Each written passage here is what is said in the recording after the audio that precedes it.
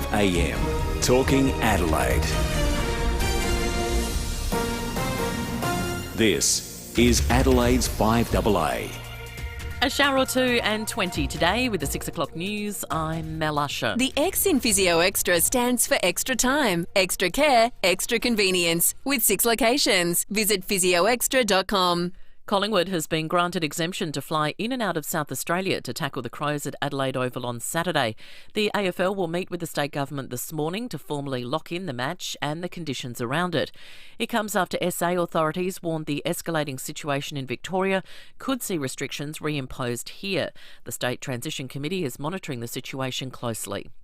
Victoria's lockdown may run for several weeks. Nine's Gail Watson says a decision on extending the shutdown is expected today. Victoria's 7-day lockdown was supposed to end on Thursday night, but is expected to be extended. It comes amid growing concern about the transmission of the latest variant of the virus. Testing Commander Jerome Weimar indicating that only fleeting contact may be all that's needed for the virus to pass from one person to another. The Department of Health is concerned about venues such as shopping centres, community groceries and markets. They've published a list of 10 areas, urging anyone who has visited the sites over the past 1 to 2 weeks to get tested if they show any symptoms. There's a COVID alert in WA, the suspected case of transmission happening in hotel quarantine. And a COVID alert has been issued for parts of New South Wales, South and South Coast after a person from Victoria visited the areas while potentially infectious. The travel took place before Victoria went into lockdown. Adelaide High students have taken a stand against what they say is a culture of sexual assault in schools. More than 200 students took to the streets yesterday protesting outside the West Terrace campus. Nine's Keziah Sullivan was there and says students want sexual assault prevention programs to be included in the curriculum. It was led mostly by senior female students, but they were very mature about their approach as well. They have a set out plan of how they want to go forward, not just within their school, but other schools as well. And it involved a lot of education for other students and for staff as well, and teaching them how to deal with such sensitive topics around sexual assault and sexism. Thousands of Australian and American workers are off the job after the world's largest meat supplier was hit by a cyber hack, threatening to disrupt supply chains and inflate food prices. Nine's Amelia Adams reports from the US. The world's largest meat packer, JBS, says it's fallen victim to an organised cybersecurity attack affecting some of its servers in America, Canada and Australia, where the company has close to 50 abattoirs and processing sites and around 11,000 employees. Those staff were sent home on Monday and are yet to return to work. JBS USA says it's working to resolve the issue. The attack comes just weeks after a ransomware hack crippled America's largest fuel pipeline, Colonial. The White House says this latest attack was orchestrated by a criminal organisation likely based in Russia. The Biden administration is in talks with Moscow about the matter. Pope Francis has overhauled the laws of a Catholic church to make sexual abuse a crime. The new rules make sexual abuse, grooming minors and vulnerable adults, possessing child pornography and covering up abuse a criminal offence. Now to 5AA Sport. Transform your 12-volt and camping setup with kick-ass products from australiandirect.com.au. And now it's good morning to Tom Wren. And a very good morning to you as well, Mel. Further to our top story, Adelaide is set to play Collingwood here in Adelaide. The Pies set to be given a special exemption to come into SA. The Police Commissioner will be on the breakfast show a little later this morning to talk through some details. Midfielder Sam Berry won't be playing in that match after he was concussed against Richmond, but Crows head of footy Adam Kelly has told the club's website he's recovering well. Pleasingly, Sam presented really well after the game and was in good spirit. He's been in the club over the last 24 hours and he looks like he's progressing well and no significant concern there, but all be subject to the protocols. Meantime, Friday night's blockbuster between the Brisbane Lions and Melbourne will be played at Giants Stadium in Sydney. Well, Australia has enjoyed a better day at the French Open with 4 players moving into the second round. Ash Barty shook off injury concerns to progress, while Astra Sharma and James Duckworth also won their matches. Top-rated men's talent Alex de Minaur beat Italian Stefano Travaglia in straight sets and says he's delighted with the win. Because I knew it was a very complicated match where, I think I handled my side of the court exactly how I needed to and I got the job done. One game in the A-League overnight with Newcastle upsetting Central Coast 2-0 and Illawarra has stunned the Perth Wildcats 81-79 in the NBL. And that's the 5AA Sport. Now the 5AA forecast. Audi's end of financial year event is on now. Visit audisolitaire.com.au. A shower or two today, 20. Showers tomorrow, 17. Friday, a shower or two clearing, also 17. Right now, it's 15 degrees. More news as it happens on 5AA. Buy 3, get 1 free on top tyre brands. Visit bobjane.com.au. You're listening to 5AA Breakfast. David Penberthy and Will Goodings. 6 after 6, good morning to you. Welcome to Wednesday on 5AA Breakfast. Love Wednesdays, big show. Tom Duday from the Adelaide Football Club. All sorts of fixture confusion that was resolved last night. Suspect it's going to be something of a talking point on the program this morning. How do you feel about Collingwood and the AFL being granted exemption to fly into South Australia from Victoria? 8223 0000 is the number. You can text us on the Telstra Stormont Barker text line. We're going to be doing a lot of talking on that issue, I suspect, this morning. The Police Commissioner, Grant Stevens, will join us after 7 o'clock today. We'll also catch up with Sean Fuster and go around the courts. Well, they don't get much more high profile than when politicians appear in court, and that's where Sean Fuster was yesterday for the Sam DeLuc trial. So we'll get to that a little bit later in the morning as well. David Penberthy, good morning to you. Good morning, Will. Good morning, listeners. Good old Collingwood forever, as they like to call themselves, on their way over the border, while hundreds of other people are refused entry. Clearly, football is something that we all love. The prospect of seeing the Crows lose a home game, and one which they are odds-on favourites to win, was something that would not have delighted a lot of footy fans in this state.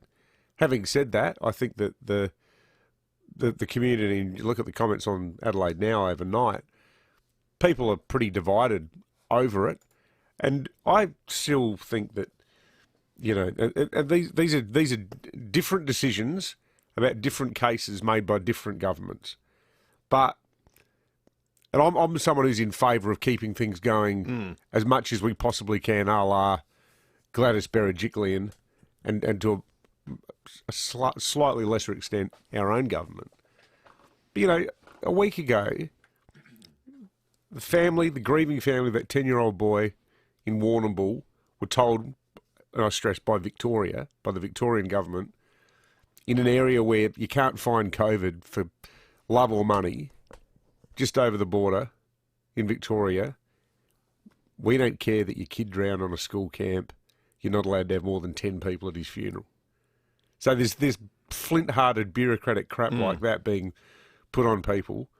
And then I think the confusion for the public is, well, hang on, what are you jumping through hoops for a football team?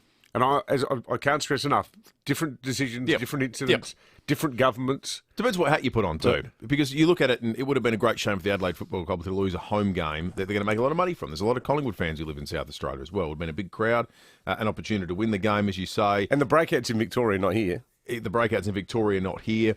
And so from that perspective, you go, well, good. But if someone said to me, can you explain to me on the fairness grounds how that can happen, yet we've got staff in our very team who were going to spend a weekend in Melbourne last weekend. You book the tickets, you book the accommodation, you lose a large proportion of it. You don't catch up with family and do the things you're going to do. Why? Well, that's the rules. I can't, on a fairness ground, explain why those two things are different. Well, our boss from Sydney, one of the most senior people in our company, this is just one person, this is one example of what this does to business. He was scheduled to fly into Melbourne yesterday, but he gets told, no, you're not allowed to. So all right, I'll come to Adelaide instead. Like there's all these. He's from Sydney, but there's all these different inconsistency with it where certain people are told, no, you've got to stay there, you're not allowed to come. Yep. But I don't know. What Gil's just got a better contact book, I guess. Ange in Kidman Park, what do you think about this? Guys, there's half a bye this week. Why don't you make a full bye? Gives the whole teams the whole thing to settle down for another 7 days. Is money that important in Foxtel and football and media that people's lives are at risk? If it happens again, more people are going to lose jobs. It's going to be a snowball effect. Have a full bye this week instead of half a bye. Yeah, I'm surprised they didn't go down that path, Ange. They seem loath to go there. I think there's some logic in what you're saying.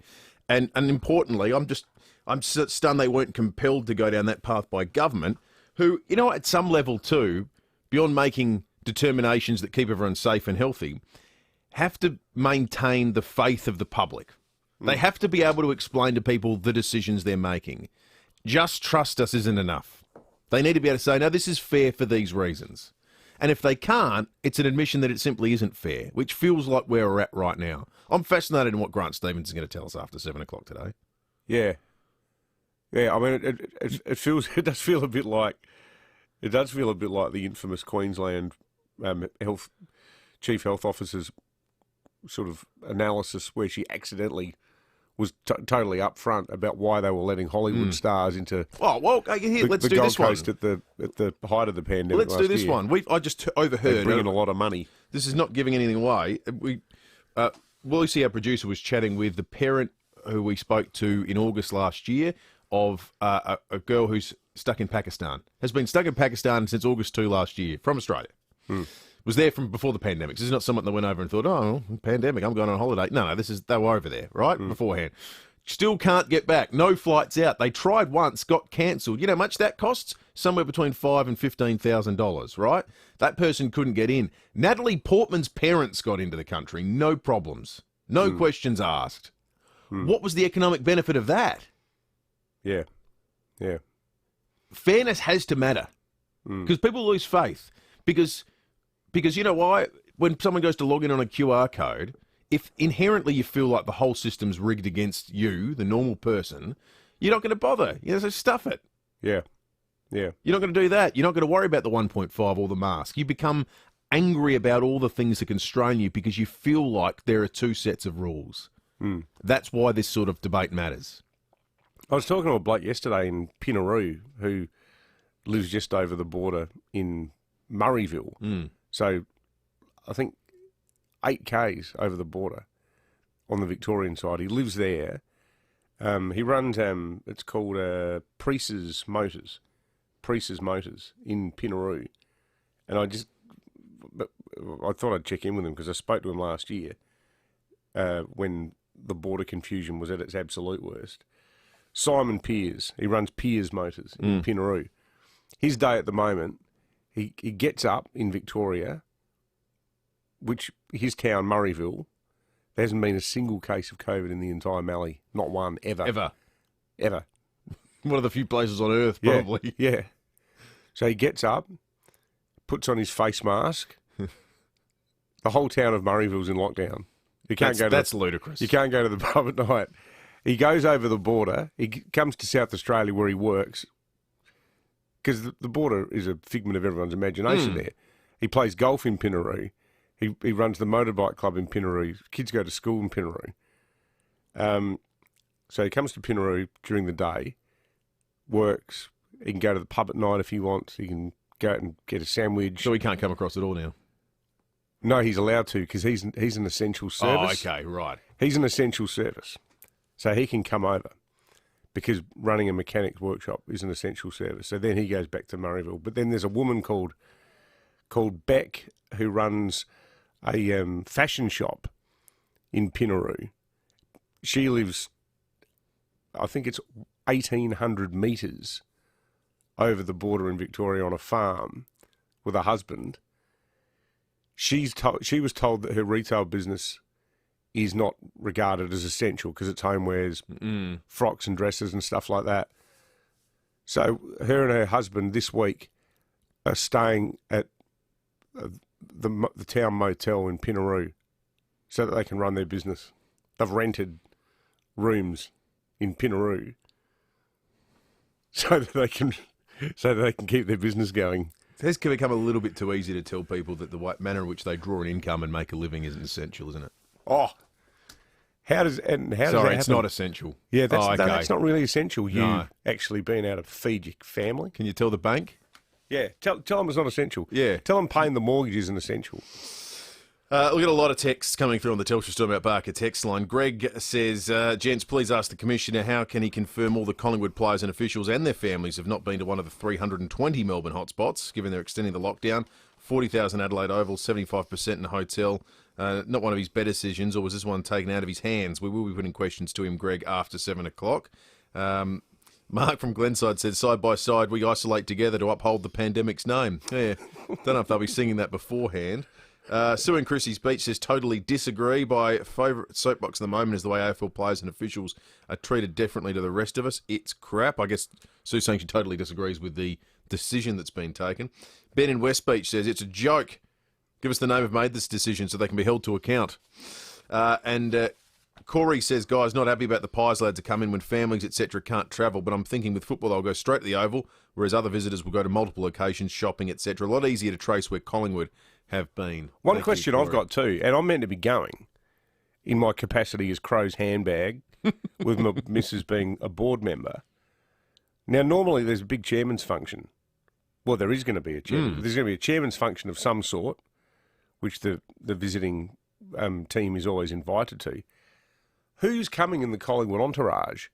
Because this is all the hoi polloi, the sponsors, the cashed up people, the board members, you know. Who's considered part of their travelling party? So, yeah, does that mean that, like, if someone is, like, I don't know, just a board member from Collingwood, do they get in? I can't see any reason why they should be allowed in. None whatsoever. We'll put these questions to Grant Stevens after 7 o'clock. 17 after 6, news headlines in a moment. Hurry into Adelaide Tools this Friday and Saturday for their massive Makita bonus splits. Get a bonus Makita 18-volt blower and 18-volt inflator. Plus, a bonus skin via redemption when you purchase selected Makita brushless combo kits. That's right, 3 massive Makita bonuses. Plus, get a bonus 5 amp-hour battery when you buy any 2 18-volt skins. There's also 20% off all Makita accessories and great deals on batteries and chargers too. Adelaide Tools, trusted brands, trusted service since 1949. For over 36 years, Steinborner has been well worth the trip. With over 400 used cars to choose from, you're sure to find the car you're looking for. Steinborner is your first choice for new Hyundai and Mitsubishi in the Barossa, and your first choice for Ford in Clare. And don't forget, you can always click through the collection of vehicles online at steinborner.com.au. Great local deals on great local cars from your locals. Steinborner Automotive. Still well worth the trip, or well worth the click. It isn't waste until you waste it. That's the catch cry from an amazing company called Eco Waste Solutions. Eco Waste Solutions is a hard waste recycling facility, not a dump, located at Williston. They'll take everything except hazardous waste and food scraps. They'll take your waste bricks, your mattresses, tyres, soil, timber, steel, concrete and more. Plus, if you pre-sort your load, you receive a 50% discount on disposal fees. Google Eco Waste Solutions Williston for more. Wildflowers Cafe is now open at Centennial Park. A perfect place to spend time and take in the magnificent Centennial Park gardens while you connect and reflect in the uplifting cafe space. Enjoy a drink, snack or lunch with your family and friends. And remember those you've loved and lost. Wildflowers Cafe at Centennial Park. Compassion, inclusion, choice. Open 7 days, Monday to Friday, 8 to 3:30 p.m. and Saturday, Sundays and public holidays, 10 to 3 p.m. You know us for our bright blue vans. Metropolitan Plumbing, Electrical and Air Conditioning. We are the proud winners of the Product Review Award for Plumbing in Australia for 2020 and 21. Did you know we offer $0 deposit interest-free payment plans, have no extra charge for after hours and can also often be at your door within the hour? Metropolitan Plumbing, Electrical and Air Conditioning. Available 24/7. 9 News, weeknights at 5, nightly at 6. The switch is on to the news that's live and local. 9 News, made in Adelaide. Get up to $100 instant cash back on top tyre brands at Bob Jane T-Marts. You're listening to 5AA Breakfast. David Penberthy and Will Goodings. 20 after 6, time for the news headlines on this Wednesday morning, and the head scratcher is the very topic that started the program today. SA Health has given Collingwood clearance to fly in and out of the state for the round 12 twilight clash against the Crows at the Adelaide Oval. The AFL were considering moving it to Sydney after our borders were closed to Victoria last week. It's unclear how many people will be allowed in to attend the game and when the Magpies will fly in, but hopefully that will all become clear later today. The decision only taken it officially at 9 o'clock last night. Victoria's fourth lockdown is set to be extended past Friday with no easing until at least early next week. The current rules will remain, including kids remote learning from home. There's no word on whether the lockdown will be eased for regional Victoria, where there haven't been any positive cases. You'd think so. If it's not, I mean, this just country people must tear their hair out at the way city-based governments are totally immune, impervious, whatever the word is, to the realities of their lives. Regions are treated like rounding errors, aren't they? We'll just round it up, round out to the border. And I don't buy this bullshit argument where they say, like what I was saying before about Murrayville. You know, the argument you get is, well, you got to draw the line somewhere. I was like, okay, well, if you apply that logic, go the other direction. Yeah. Why not make it Esperance? Well, the point you make about the South Australian border... Madagascar. Well, that's right. The point you make at the South Australian border is the right one. There's no physical wall there. There are no checkpoints. There's no customs. It's no more a physical barrier between border town and Mildura than there is between, Melbourne and Bacchus Marsh. Yeah, that's right, exactly. A confirmed COVID case from Melbourne has travelled to southern New South Wales while potentially infectious, sparking fresh health alerts. They visited several regional towns and went to a petrol station and bakery at the Big Merino in Goulburn. They drove back to Melbourne and reported an onset of symptoms the next day before returning a positive result. Big Merino. Big Merino. That would have to be one of the world's least interesting tourist attractions too. Well, what a price to pay for seeing a large sheep made out of concrete cinder block. Oh, hang on, you get to fill up the car too. That's true. It's got a Macca's on both sides of the road, so it can't be all bad. Well, after 6:30, we're going to ask people about Goulburn. Your favourite? Oh, it's horrible place. It's about -15 most of the time. Right. Town's residents include Ivan Milat. Okay. Bill Al Scaff. Right. You know, it's biggest tourist attractions, the Supermax. It's a terrible place. It is terrible. I forgot it is where the Supermax is. Yeah, the Goulburn Supermax. Yeah, it is too. The blokes who wanted to blow up the MCG and the Belangolo Forest Killer among noted residents. Well, you might have just inspired a little talk topic after 6:30. We'll get to that shortly. Okay. No deaths from COVID-19 have been recorded in the UK for the first time since the pandemic began. Unbelievable. They've had a zero. That is awesome. There's a small number of new cases, mostly linked to the variant first identified in India, and a lot's been made of they're getting an increase in the number of new cases, but they're also opened up. They've relaxed restrictions. It's going to happen now. There's going to be. This is what happens when everyone goes out and gets the shots, isn't it? Yeah, exactly right. WA Health is trying to determine how a man staying in quarantine at Perth's Pan Pacific Hotel caught coronavirus from a man in the next room. Security guards and other guests on the same floor have so far returned negative tests. That sounds ominously like what happened here at the Playford, doesn't it? It does. A very similar situation. They can't. They can't work it out. Students at Adelaide High School are calling on schools across the nation to implement sexual assault prevention programs. More than 200 kids protested yesterday outside the West Terrace campus. You know, if these were my daughters, if that was my daughter at that school, I'd be really proud of her protesting about this. I think it's cool that they've done it, and it's not like they're out there just sort of jumping on some bandwagon. No, it's not a hashtag. They've had real incidents that they're unhappy about. Well, how's this? There was a. This is, as a parent, it makes you tear your hair out. The scourge of the digital age and mobile phones. But apparently there was a nude text doing the rounds that was provided by a female student to a male student, and this student was sharing it without her consent, and then he started selling it to other boys for $5 a pop. Now, that's not a knock on the school at all, because this is a cultural problem. Yeah. Public, private, you name it, would be happening at unis, and we know people aren't at school either. It's happened with footballers. You know, we saw the woman with the Richmond player's AFL medal hanging around her neck, and he just starts sharing that photo around with his mates. It's a cultural problem. But I think it's good that they've gone out there and gone, stuff this for a joke. Yep. And they look, the photo on the front page of the Times is excellent. Those girls just look like, don't stuff with us. Good on them. Pope Francis has changed the Roman Catholics' laws to explicitly criminalise sexual abuse. Oh. Well, there's a bit of an oversight. Well, that's good. Good they finally got around to that one.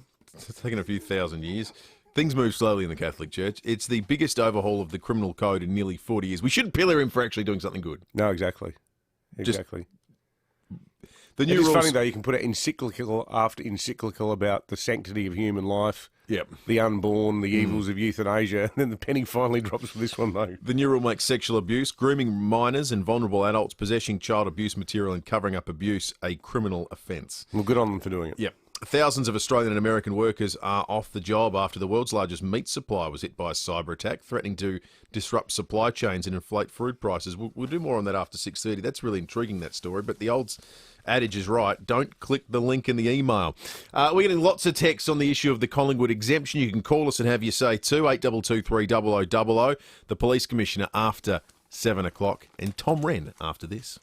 Get more at Mawson Lakes Volkswagen. If you thought it was tricky to source a great end of financial year deal on a new Volkswagen, think again.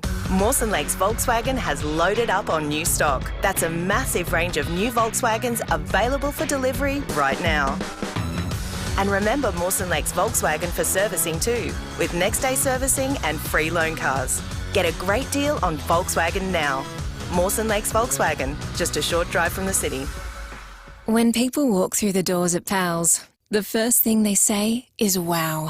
Not only because of the size and the selection, but also because of the team. Sam and Jamie have tasted every drop. They and their team can recommend a whiskey that's just as good as that hard-to-find Japanese one, if they don't have it, that is. Or a beautiful red that's reminiscent of that outstanding cellar door you once travelled so far to visit. Parafield Airport Liquor Store. Powell's, next to Roulette's Tavern, Kings Road, Parafield. Hi, it's Jane Riley. You won't want to miss the Luxaflex mid-year event at Rundle Blinds and Curtains, Adelaide's premier window furnishings company. Right now, get 20% off a range of beautiful Luxaflex blinds, shutters and awnings. Rundle Blinds is the Luxaflex most awarded store nationally, winner of the prestigious Gallery of the Year no less than 5 times. It's for a strictly limited time at Rundle Blinds and Curtains, Kings Park, your local award-winning Luxaflex gallery dealer. rundleblinds.com.au. The Barossa Valley is a great place to visit. You have history, wine, great food, nature, wine. What if you had one extra draw card? Your parents. Retirement units are available in safe and connected neighbourhood clusters just an hour from the city. We're talking about newly renovated 1, 2 and 3 bedroom homes from around 180k to 300k. They get the vine change and you get another reason to visit the Barossa. Win-win. Talk to your parents today about Barossa Village. Find out more at barossavillage.org. Escape the city this winter and enjoy some quality time by the Murray. Why not book your next getaway to the beautiful town of Mannum? With the help of SA Weekend Escapes, plan an outdoor trip in the fresh winter air. Find the best things to see and do and uncover our latest hotel offers for stays around SA. Plus, book your getaway with one of 10 SA hotels this winter and you'll receive a complimentary bottle of Penfolds Red to warm up your trip. Visit saweekendescapes.com.au to find out more. Holiday here this year. 5AA Breakfast is streaming live right now. To watch, simply head online to 5AA Facebook or search 5AA on YouTube. Buy 3, get 1 free on top tyre brands. Visit bobjane.com.au. You're listening to 5AA Breakfast. David Penberthy and Will Goodings. 29 after 6. Tom Wren in the studio with us. Transform your 12-volt and camping setup with kick-ass products from australiandirect.com.au. Morning to you, Rennie. Morning, boys. I'll stay away from the whole Crows Collingwood stuff. I know you boys have spoken at length and, you know, there's a lot of passionate debate on there. Well, we haven't spoken about the game. Who's going to win? Oh, yeah. I think the Crows, they should win. I mean, they really should. Collingwood is such an ugly side to play against, aren't they? God, they're just so sort of, like, in the very core of their being as a team, they're such garbage that they seem to drag everyone down to their level. Yeah, and I see why Nathan Buckley's doing it. They're trying to hold on to possession. And they did that to Port the other day. Yeah, try and stop other sides it was from like Port playing. Port could barely bring themselves to watch Collingwood play, so they themselves didn't play for the first 3 quarters of the game. It was awful to watch, wasn't it? So I hope it's not that kind of game. The mid-season draft, though. The core of their being is such garbage is probably the most stunning football takedown I've ever heard. That was quite right. You should get me on the call for special comments. I think I would just thought I'll pop up once a quarter for 10 seconds. to say something truly hateful about the Crows opposition. Just a nice drive-by. Just sort of went straight over me. I'd love it. I think the fans would love it too. I'll text some into you. The mid-season draft is on tonight. 602 players going into to try and get a new crack at it. I think the story that's most intriguing is will Tyson Stengel go? Riley Knight's another one. Jordan Gallucci could also get picked up. So there's a few there that people will recognise, but it's going to be Jacob Edwards, a ruckman, that's going to get picked up by North Melbourne at number 1. Not sure if the Crows and Port will do anything. But we've been talking as well, fellas, just quickly about the NBA and how they're taking it seriously, fan behaviour and not, tolerating it. Well, a fan threw a water bottle at Kyrie Irving the other day. He's being charged with assault and battery with a deadly weapon. Wow. So, well, that is taking it seriously, isn't it? It might be a bit extreme, but you know what? If it's going to stamp it out, I don't think it's a bad thing. You know the thing I like? There's been that incident. There's been a couple of others in the last. There was a bloke who entered the court yesterday during, might have been the Philadelphia game. All these people receive instant life bans. There's none of this sort of 5 years or... He's been banned for life from the stadium. Every one of them gets banned for life. It's just 21. Instant. I reckon you should be banned for life. I agree. It's great. I wonder whether or not you streaking? Well, this guy sort of... He didn't have his clothes off. He just ran around being an idiot. I think if you streak without your clothes off, you should be banned for life. I think if you're prepared to nude up, that's... Yeah, more of a suspended sentence. Argument in your favour. At least you're abiding by the rules of streaking. Yeah, that's true. That gutless wonder who did it the other week at the Oval. Yeah. You know, if you're going to streak. Do it properly. Don't go half-hearted. But you know what? Just thinking on the Kyrie Irving situation, if you throw something heavy at someone and you're in the third tier of a stand, I wonder how fast it's going when it does get to ground level. Maybe there's something in that. Yeah. But look, I'll never feel... Sure there's a physics theorem to explain that. Yeah. I'm sure there is something, but I'll never be arguing on the side of anyone who tosses something at a sport player. I don't care what the sentence is. It's hard to do that, isn't it? Yeah, exactly right. Yeah, totally. Good on you, Rennie. Thanks boys. Tom. Trust your 12-volt and camping setup with kick-ass products from australiadirect.com.au. This is Adelaide's 5AA. A shower or two today and 20 with the 6:30 news. I'm Mel Usher. Physio Extra, your one-stop shop. Physio, Pilates, podiatry, massage, dietetics. For appointments, visit physioextra.com. Collingwood have been granted permission to fly into Adelaide for this weekend's clash against the Crows. SA Health has given the go-ahead despite the worsening outbreak in Victoria and our strict border closure. The exemption is controversial. 5AA listener Ange says the world won't stop turning if the game isn't played. There's half a bye this week. Why don't you make a full bye? Gives the whole teams, the whole thing to settle down for another 7 days. Is money that important that people's lives are at risk? If it happens again, more people are going to lose jobs. It's going to be a snowball effect. Have a full bye this week instead of half a bye. The state government will meet with the AFL this morning to address travel logistics and quarantine requirements. Victoria's current lockdown is most likely to be extended into next week. Senior Andrews government ministers met well into the night with health authorities. It comes amid growing concern about the transmission of the latest variant of the virus. Fleeting contact may be all that's needed for the virus to pass from one person to another. The Department of Health is concerned about venues such as shopping centres and markets. In WA, another case of COVID-19 transmission within a quarantine hotel is under investigation. It's the second case of transmission at that hotel in just over a month. Survivors of the stolen generation face more health and wellbeing challenges than other Indigenous Australians. An Institute of Health and Welfare report has found 27,000 Aboriginal and Torres Strait Islanders aged over 50 are survivors. The Healing Foundation's Ian Ham says we need an urgent overhaul of the approach from health and aged care services. Part of that involves direct compensation or reparation for stolen generations people, and a significant part of it is around the types of services and programs that need to be provided. The US is pointing the finger at a criminal organisation in Russia for a ransomware attack on meatpacker JBS. The attack has disrupted meat production in Australia and North America. Pope Francis has announced the most comprehensive overhaul of Roman Catholic Church laws in nearly 40 years. The BBC's John McManus reports. The new code is not entirely concerned with clerical abuse. It also toughens regulations for priests who ordain women or commit fraud. But campaigners will welcome the new sanctions which strip priests of their office if they sexually abuse a minor or vulnerable adult or possess images of child sexual abuse. The revision of canon law is partly intended to reduce discrepancies in the type of penalties available, with the Vatican admitting that what it called excessive slack in interpretation had sometimes put mercy before justice. Now turning to 5AA Sport. Transform your 12-volt and camping setup with kick-ass products from australiandirect.com.au. Here's Tom Wren. Thank you, Mel. As we heard a little earlier, Adelaide and Collingwood's match is set to go ahead this weekend after it was agreed the Pies would be given special exemptions to come into the state. The exact details of how it will be worked out are set to be confirmed today. Still on football, and Richmond veteran Jack Riewoldt has hinted he would think about returning to Melbourne if the AFL tells players they have to remain in hubs for long periods.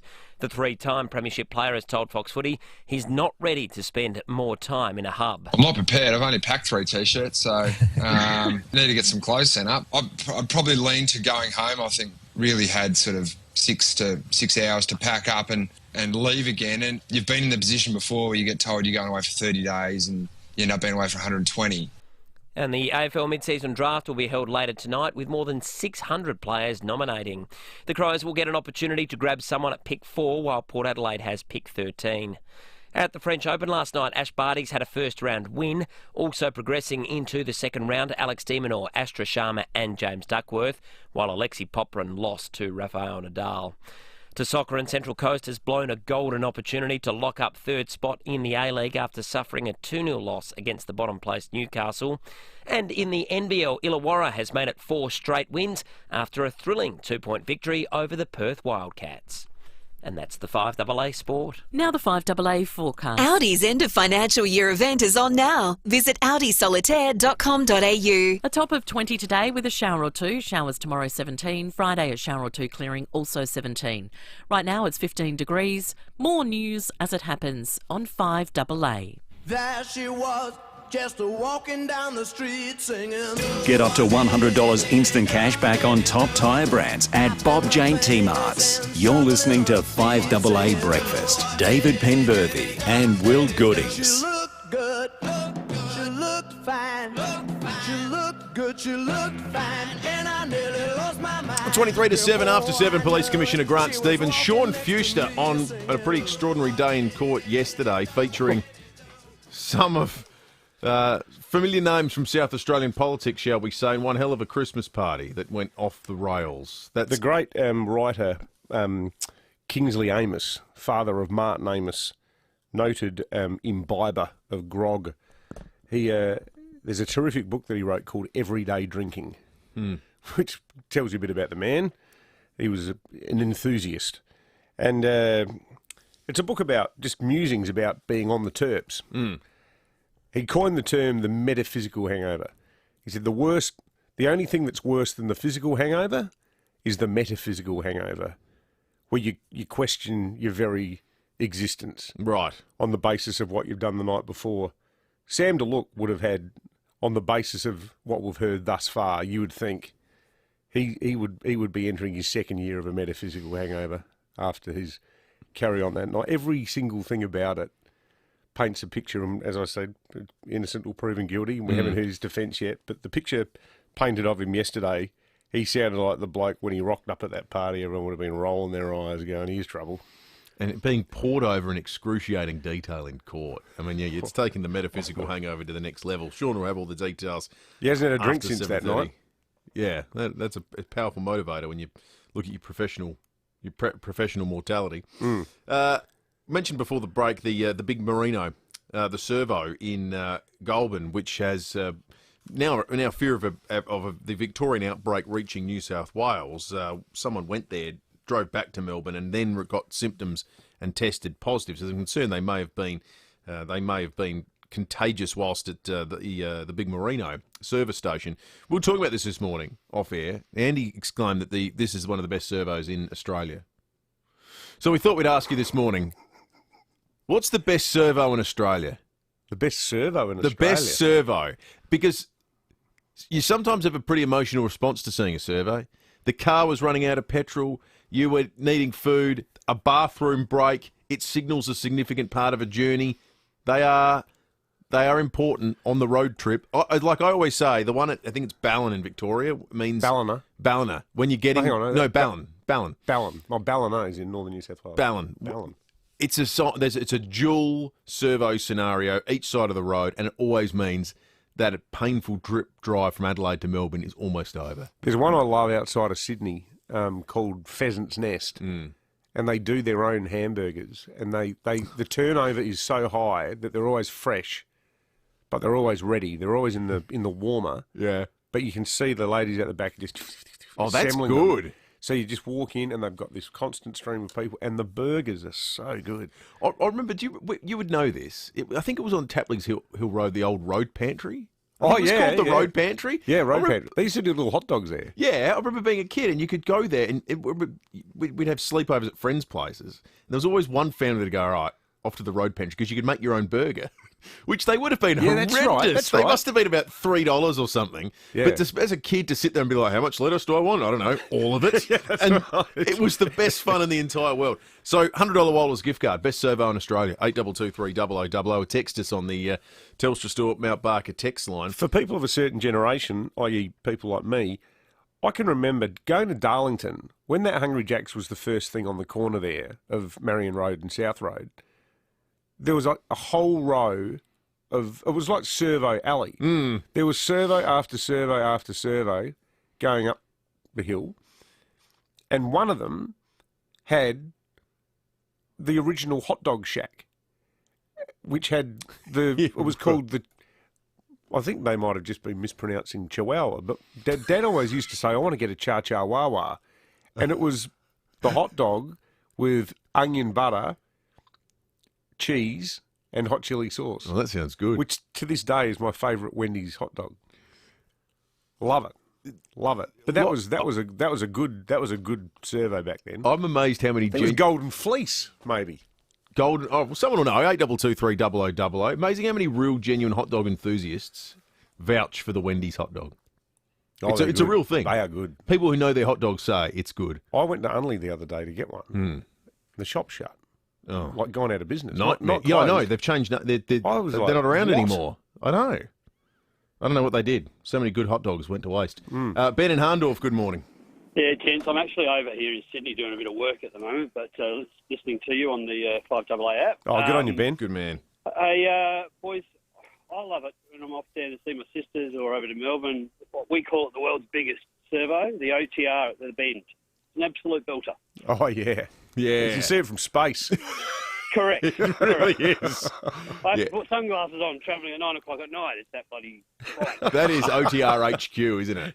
Yeah. Well, it is. That's his spiritual home. Yeah, exactly and right. the kids go off one end, they get their Hungry Jacks, I'm off one end, trying to say be healthy and get a wrap or something like that, and I catch up with them about 45 minutes later. Great call, Ben. on Great you, call, Ben. thank you. We're getting some text through as well on the Telstra Store Mount Barker text line, 0448 08 1395. We might be onto something here. Spud's Roadhouse in Pimba. We've had two different texts in rapid succession from different callers saying it's the best servo. Spud's Roadhouse, Pimba.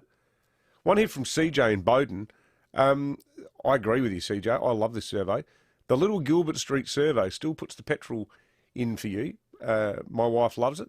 And he says also, as Ben from Harndorf in Sydney just said, love the on the run at Tail and Bend at the start of a big journey. Go eat where the truckies eat and get a truckies deluxe. Maybe that's not the on the run. Maybe that's another one. There's a few there. Got a lot of truckies that enjoy listening to the program over the course of the morning.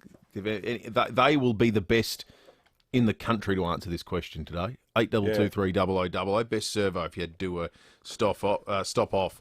It's like cops when you ask cops where's the best where's the best food in Kilburn. Yeah. Or where's the best food in Noongar. Like they know all the banh mi joints, they know all the late night Luxor places, the Afghan kebaberies, because they're on the road all the time. Spud's Cafe, 480 k's north of Adelaide. Worth the trip. Sounds like it. Two in quick succession. That's terrific. Bad news for the meat industry. We've heard a little bit of this in Mel Usher's news over the course of the morning. There has been a cyber attack on JBS, a Brazilian-owned meat processing company, controls over 1/4 of Australia's beef cattle processing capacity, the largest red meat company in Australia. And they're warning that they cannot process meat now because I presume, I don't know, someone clicked the link. They thought they were going to become a Nigerian millionaire. But all the computer systems now have been locked down. They can't process meat, which, in reading the analysis of this morning, is the worst. We're going to get the worst of both worlds as consumers and as Australians who care about local industry because, A, there'll be a shortage which is going to lead to price spikes. So expect to see your red meat go up. The other thing is, when they do come back online, there will be a glut of stock that's fed up, ready to sell, which means that the farmers are going to get really low prices on the back end of this. So it's going to hurt consumers at the start, farmers at the end, and it's frankly just a total disaster. I had no idea this company even existed. Yeah, neither was so exposed to it. Neither did I. Yeah, we really are. That said, the Meat Industry Council of Australia are saying that some of the concerns around this are overblown. Hopefully they are right, because it'd be a shame to A, have people out of pocket, but B, the farmers sitting there on loads of stock that's been fed that they just can't get rid of. So we hope that gets resolved. But I tell you what, cyber attacks hurting the meat trade now is a new frontier of the scourge of cybercrime. It's not something that ever would have entered my mind as something that could have possibly been affected by some sort of criminal enterprise in this way. 14 to 7, we're going to check traffic, then police and weather very shortly. Traffic, thanks to Dave Potter Honda. Get a great deal on 3 years free scheduled servicing on executive-driven vehicles. Dave Potter Honda. Good morning. Got some urgent waterworks this morning. Glenelg North, Anzac Highway near Douglas Grove. One lane is affected there and speeds are down to 40 k's. Mount Osmond of the freeway up track speed and lane restrictions applying for works there, and some other roadworks to look out for today. Panorama, Goodwood Road, Springbank Road intersection, getting new bitumen down today. Speeds are down to 40. And at Clearview, Grand Junction Road, Hampstead Road, speeds reduced and lane closures both directions there as well. JB Hi-Fi's one-day sale is on today with Fitbit Versa 2 smartwatches half price and more. Only at JB. Stores open till 9 tonight. Adelaide's most accurate traffic on 5AA. Dad and I are sleeping in the car again. Since he lost his job and couldn't pay the rent, we've had to keep moving around to find a place to sleep. Sometimes it's a car, sometimes a couch. I'm really tired, but my hands and feet are so cold I can't get to sleep. I just want my own bed. You can help rescue a child from homelessness. Donate to Vinnie's today at vinnies.org.au. Dr. Greg Keane explains how SportsMed puts patients first every day. SportsMed is different. We have a clinic and hospital with specialists, doctors, physios and podiatrists all together in one location. There's also pathology, radiology, pharmacy and a cafe. This makes life easier for our patients because their appointments can all happen right here. It also lets us diagnose issues quickly, leading to high quality, cost-effective care. And their patients love it. SportsMed. Start living life again with our expert help. Sportsmed.com.au. Whether you're a sparky, a chippy, a fiery or a bikey. Whether they call you curly, tubby or tiny. Whether next door means a few feet or a few miles. We know the weather's harsh in South Australia. But Olympic Industries carports, verandas and sheds are tougher than most. And if they're strong enough in the country, they'll be strong enough in the city. For a limited time, you can save heaps across the entire range. Olympic Industries end of financial year sale. Built to last. Your major client is dragging the chain on payment, but your supplier, they want to be paid now. Well, with Octet Smart Business Financing, you can. Octet can give you a convenient and flexible line of credit to pay your suppliers with up to 60 days interest-free and up to 120 days to repay. Check out the terms and conditions as well as Octet's facility approval guidelines at octet.com. That's OCTET.com. Power your growing business with Octet. That feeling. It has united Porsche enthusiasts across Australia for 70 years. Join us to celebrate the history of Porsche and see the new Taycan at our open day, Saturday, June 5th, at all official Porsche centres. 9 News, weeknights at 5, nightly at 6. The switch is on to the news that's live and local. 9 News, made in Adelaide. Buy 3, get 1 free on top tyre brands. Visit bobjane.com.au. You're listening to 5AA Breakfast. David Penberthy and Will Goodings. The way I love you. 11 minutes to 7. Let's check in with Safe Bowl. Senior Constable Kate Dawson joins us. Morning to you, Kate. Good morning, guys. So, Kate, a bloke's been arrested after being found with weapons at Williston.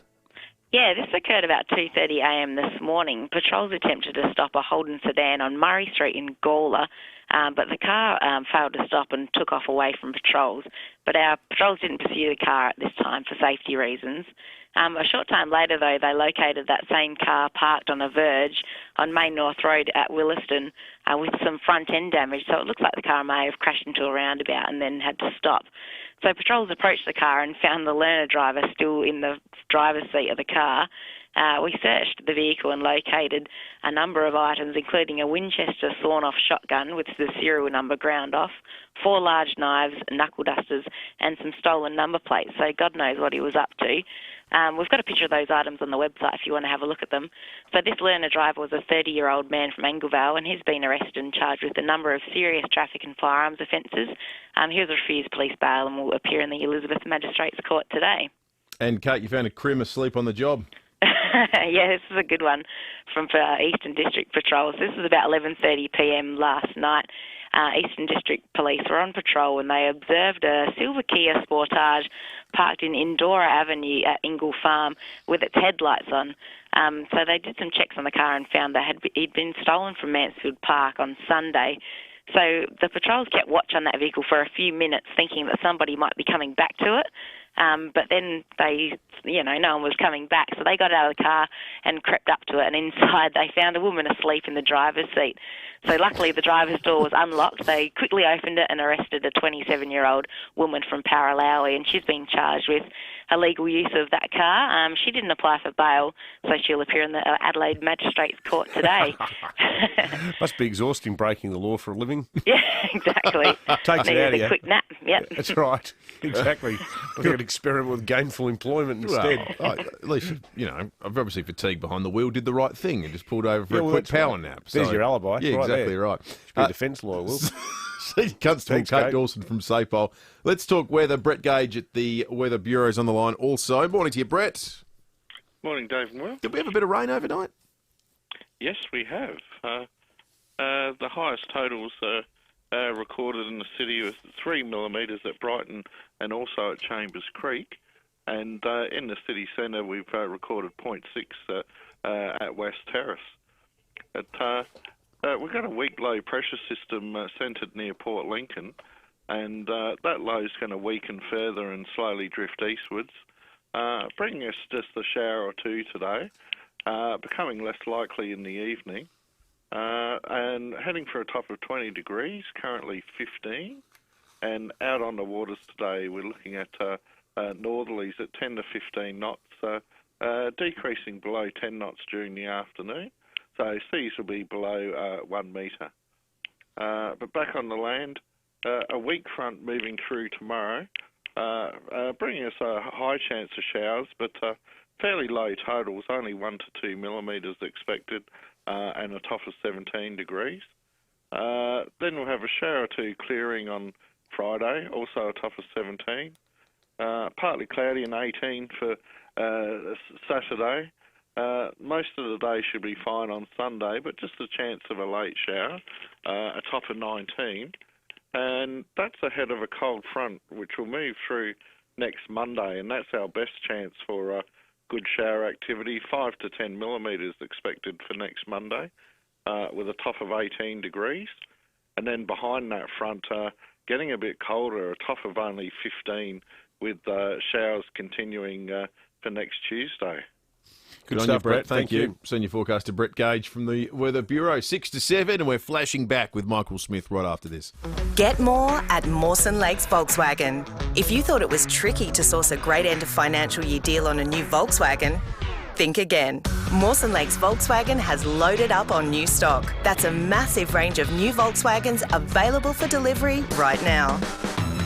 And remember Mawson Lakes Volkswagen for servicing too, with next day servicing and free loan cars. Get a great deal on Volkswagen now. Mawson Lakes Volkswagen, just a short drive from the city. Wildflowers Cafe is now open at Centennial Park. A perfect place to spend time and take in the magnificent Centennial Park gardens while you connect and reflect in the uplifting cafe space. Enjoy a drink, snack or lunch with your family and friends. And remember those you've loved and lost. Wildflowers Cafe at Centennial Park. Compassion, inclusion, choice. Open 7 days, Monday to Friday, 8 to 3:30 p.m. and Saturday, Sundays and public holidays, 10 to 3 p.m. Oh, this is exciting. Saturday, Will. It's fast approaching. And this Saturday, it's Super Saturday at your local cheapest chips. You know what that means? Loads of awesome goodies with amazing value. Oh, do I know what it means, David?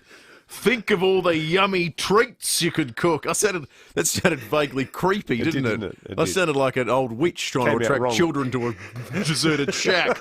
Try some yummy treats. Anyway, Is that really what they wanted out of this commercial? It's not what they wanted, because we're talking a digital air fryer. Only $79. Save $20. That is crazy. What about this? Move up in the world, like the pun there, with a steel stepladder, 150 kilogram capacity. Not sure why it's got a dollar sign in front of it. Who wrote this? Move up in the world with a steel stepladder, 150 kilo capacity, just $29. That's right. That's where the dollar sign should go. I can see why the author got confused. Well, it's all about crazy deals and wonderful savings. Prices. So I'd put $1 in front of every letter on the entire advertisement. Exactly. There's plenty more in store as well, as like 20-pack puppy training pads. They're just $10.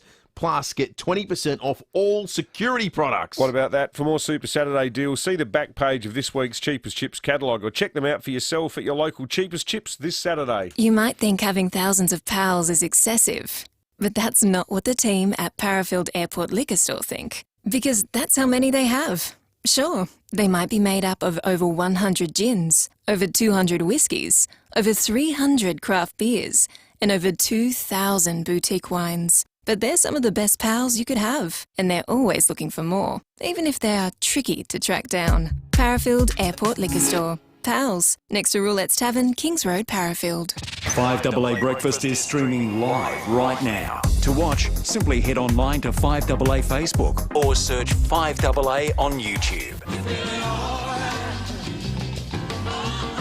Get up to $100 instant cash back on top tyre brands at Bob Jane T-Marts. You're listening to 5AA Breakfast. David Penberthy and Will Goodings.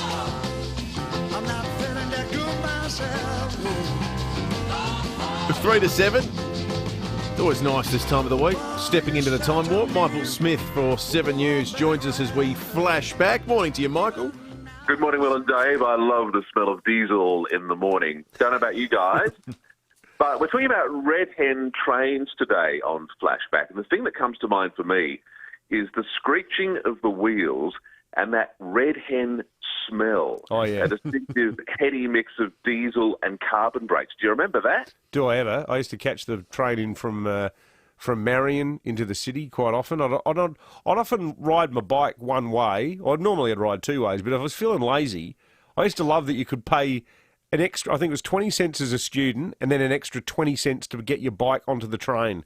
And those big sliding heavy steel doors, I can remember on hot days just sitting there on the floor of the carriage, holding onto my old Ricardo bike, and it was great. I love those trains. Trying not to fall out of the door because you can hurdle along with them wide open. That was the air conditioning. There was no air conditioning on them in those days.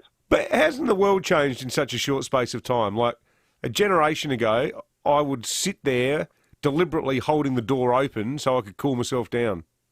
It's amazing, isn't it? And you could smoke in the old days. They had non-smoking and smoking sections, but they were in the same carriage, so the whole thing filled with smoke anyway. I've caught up with Bob Sampson, who runs the Railway Museum down at Port Adelaide. He knows a lot about red hens because he started working on them as a 16-year-old porter checking the tickets, and he admits that they weren't always comfortable to ride on. Very hot in the summer, dusty and dirty, especially on the Gawler line at 60 miles an hour on a hot day with the windows and doors open. I can assure you it wasn't real pleasant, and conversely in winter time, getting into like an ice chest, which is what they were like first thing in the morning, especially on the Hallett Cove or the Adelaide Hills line, very cold, I can assure you. I was intrigued to discover in the early 80s they actually tried to tart some old red hens up to try to save money on buying an entirely new set of trains. They were called Super Chooks. They were sort of painted orange and they kitted out the interiors with new lining and seats and stuff, but it ended up being cheaper to get a whole set of new trains, which we're enjoying today. 25 years, can you believe, since the red hens were withdrawn from service.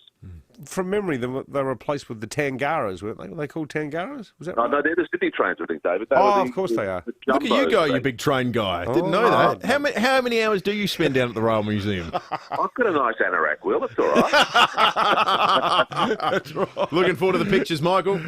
Thanks, guys. Michael Smith, 7 News Flashback.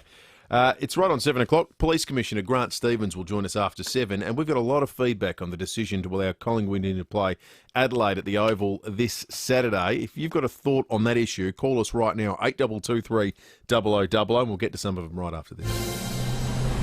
Online, on DAB Digital Radio, and on 1395 AM. Talking Adelaide. This is Adelaide's 5AA. A shower or two and 20 today with the 7 o'clock news. I'm Mel Usher. The X in Physio Extra stands for extra time, extra care, extra convenience, with 6 locations. Visit physioextra.com. Firearms and weapons have been seized at Williston. Patrols attempted to stop a Holden on Murray Street at Gawler around 2:30 this morning. Senior Constable Kate Dawson says the car kept moving, but they caught up with it nearby. A short time later, though, they located that same car parked on a verge on Main North Road at Williston with some front end damage. So it looks like the car may have crashed into a roundabout and then had to stop. So patrols approached the car and found the learner driver still in the driver's seat of the car. A search of the car allegedly netting a Winchester sawn-off shotgun with the serial number ground off, 4 large knives, knuckle dusters and stolen number plates. The driver, a 30-year-old man from Angle Vale, has been charged with a number of traffic and firearms offences and unlawful possession. Hillfront Court today. A controversial exemption has been granted by SA Health regarding the footy. Collingwood have been granted permission to fly into Adelaide for this weekend's clash against the Crows. Their trip getting the go-ahead despite the COVID outbreak in Victoria deteriorating and our strict border closure. The state government will meet with the league this morning to finalise the details. Meantime, Victoria's 4th lockdown looks set to be extended. Nine's Christina Hearn reports from Melbourne. The final call will be made by the Chief Health Officer, with an announcement expected later today. It comes after health authorities warned the Indian variant of the virus is jumping from stranger to stranger as people brush past each other. That's happened in at least 4 positive cases. As a result, shoppers at some of our most popular strips, like Bay Street, Port Melbourne and Clarendon Street in South Melbourne, have been placed on alert and told to get tested if they've been there in the last 2 weeks.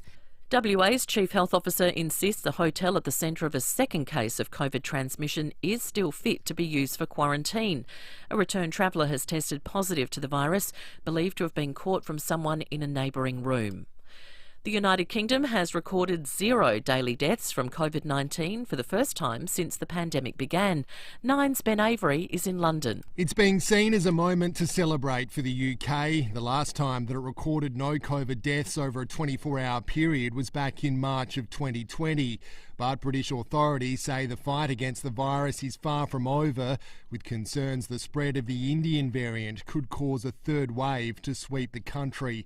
The warning has already led to action in Scotland, where First Minister Nicola Sturgeon has announced that she's pausing the lifting of restrictions in some regions. A new drug which could help treat early-stage lung cancer has been approved by the medicines regulator. Tagrisso has been registered by the TGA. Lung Foundation Australia's Mark Brooks says patients now have cheaper access to the treatment. It reduces the cost by being recommended and being listed. It reduces the cost to patients, which opens it up and makes it more available to a larger number of patients across the country. Now turning to 5AA Sport. Transform your 12-volt and camping setup with kick-ass products from australiandirect.com.au. Here's Tom Wren. Thank you, Mel. Details of how the Adelaide and Collingwood match will go ahead are set to be talked through today. Meantime, North Melbourne is set to take highly rated ruckman Jacob Edwards with the first pick in tonight's mid-season AFL draft. Hawthorn is tipped to take the Oakley Chargers ruckman Ned Moyle with pick 2. Moyle has also attracted interest from Collingwood and Gold Coast. The Crows have pick 4 while Port Adelaide has pick 13. Some former Crows are a chance to get another crack at the big time, including Tyson Stengel, Riley Knight and Jordan Gallucci. To tennis now, and world number 1 Ash Barty has moved into the second round of the French Open, but is suggesting it's going to be a long week. Barty won in 3 sets against American Bernarda Pera, but needed extensive physio treatment at the start of the third set, and she admits it was causing her some issues. We had a bit of a flare-up through my left hip, which was... obviously just needed a bit of help today. I needed some assistance to try and release it off as best I could, but I'm doing the best that I can. That's all I can ask of myself, and I 100% trust my team. Yeah, let's hope she gets through. Well, it was a good morning for the Aussies, with Astra Sharma also having a win on the women's side, while on the men's side, James Duckworth and Alex de Minaur both won, but Alexei Popyrin went down in straight sets to 13-time French Open champion Rafael Nadal.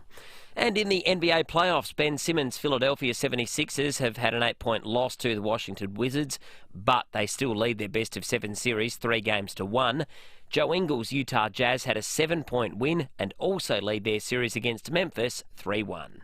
And that's the 5AA Sport. Now checking 5AA traffic. Get a great deal and 3 years free scheduled servicing on executive-driven vehicles at Dave Potter Honda. Good morning. Got some urgent waterworks this morning at Glenelg North. It's on Anzac Highway near Douglas Grove. 1 lane's affected and speeds are down to 40 k's. Got some works at Mount Osmond this morning. Freeway up track speed and lane restrictions are in place there. Look out for roadworks this morning. Clearview, Grand Junction Road, Hampstead Road, speeds reduced and lane closures there. And they're getting new bitumen down today at the Goodwood Road, Dawes Road intersection at Panorama. Speeds are down to 40, so keep that in mind this morning. The Amazon.com.au mid-year sale is live now with great deals. Plus, new customers get free delivery on your first eligible order. T's and C's apply. Shop Amazon.com.au. Adelaide's most accurate traffic on 5AA. Now the 5AA forecast. Audi's end of financial year event is on now. Visit audisolitaire.com.au. A shower or two for your Wednesday, 20. Showers tomorrow, 17. Right now it's 16 degrees. More news as it happens on 5AA.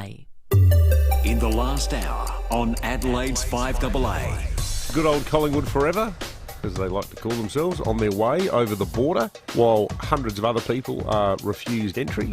You know, a week ago, the grieving family of that 10-year-old boy in Warrnambool were told, and I was stressed by the Victorian government, in an area where you can't find COVID for love or money, we don't care that your kid drowned on a school camp, you're not allowed to have more than 10 people at his funeral. So there's this flint-hearted bureaucratic crap like that being put on people. What's the best servo in Australia? Ben in Hahndorf, good morning. We call it the world's biggest servo, the OTR at the bend. An absolute belter. Yeah. You see it from space. Correct. It really is. I have to put sunglasses on travelling at 9 o'clock at night. It's that bloody... That is OTR HQ, isn't it? And the kids go off one end, they get their Hungry Jacks, I'm off one end, and I catch up with them about 45 minutes later. 25 years, can you believe, since the Red Hens were withdrawn from service. They were replaced with the Tangaras, weren't they? No, they're the Sydney trains, I think, David. Of course they are. Look at you go, you big train guy. You're listening to 5AA Breakfast. David Penberthy and Will Goodings. 8 after 7. Make sure wherever you are, you're listening to Sean Fuster later this morning after 7:30. He'll break down the extraordinary evidence given in the trial against MP Sam DeLuc in court in the last couple of days. It is must listen to. He'll be in the studio after 7:30. Then after 8, Tom Duday will join us. Adelaide Football Club star. They played 2 quarters that were good on the weekend. The other 2 not so good, but there's going to be a brand new crow tonight. They picked 4 in the mid-season draft, so he's going to have a new teammate this time tomorrow morning. We'll talk to him about all that stuff. And, of course, what is the biggest talking point in South Australia this morning, the decision to grant Collingwood an exemption to come into the state and play at the Adelaide Oval on Saturday. We've been talking about best servos around Australia. Luke, we wanted a truckie to just weigh into this to lend some authority to the conversation. Luke, the truckie's in Murray Bridge at the moment. What's the best servo in Australia, Luke? Yeah, g'day, boys. Actually on the way into the Gold Coast, listen on the app, so loving it up here. Good on you, Luke. But yeah, you've got the right man for the job. As long as you don't mind going into the sticks. I'm a bacon and egg roll enthusiast. Yep. Pie Angle Cowtex, just on this side, your side of the Tooleybuck Bridge in Victoria. Best bacon and egg rolls around. Kai Angle. Yep, that's the one. And little town there, it's a Cowtex on the main street. Yeah. Pistachios locally, so buy a couple of packets of them to get home. Nice. And chew on, so yeah, no, very good stuff. That's and excellent. Do you go the salted or unsalted pistachios? Oh, salted, and they are just the best, those ones. We'll have to get a packet and drop them into you one day. Oh, mate, count me in. That's it. Hey, Pembo, the pheasant's nest server you were talking about. Yeah. I reckon you might be out of luck because they've changed hands a couple of times. Oh, no. Now, and that used to be my favourite because I'd get the steamed dim sims on the way Oh, out. how good were the dimmies there? Oh, the best. You don't get them steamed anywhere. No. And yeah, they've changed hands now, and so are the $3 coffees all gone. Oh, no, because, I mean, it's 10 years since I lived there, more than 10 years, but those burgers used to be sensational, didn't they? Yeah, I don't know about the burgers. I'm probably got a few less years on you, but yeah, I was there. I've been going through there when it was a 7-Eleven, so yeah.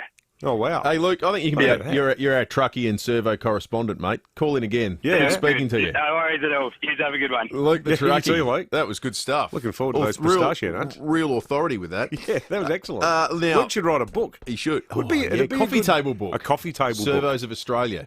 Yeah. Servo cuisine. That'd be good, wouldn't it? That is fantastic. That's a cookbook I've never seen. I reckon I got all the other ones. A 8 mate of mine 2 got me a book. It's quite macabre. It's called Death Row Dinner. And it's the real last requests of prisoners who were subsequently executed in the US. Yeah, no thanks. It's extraordinary.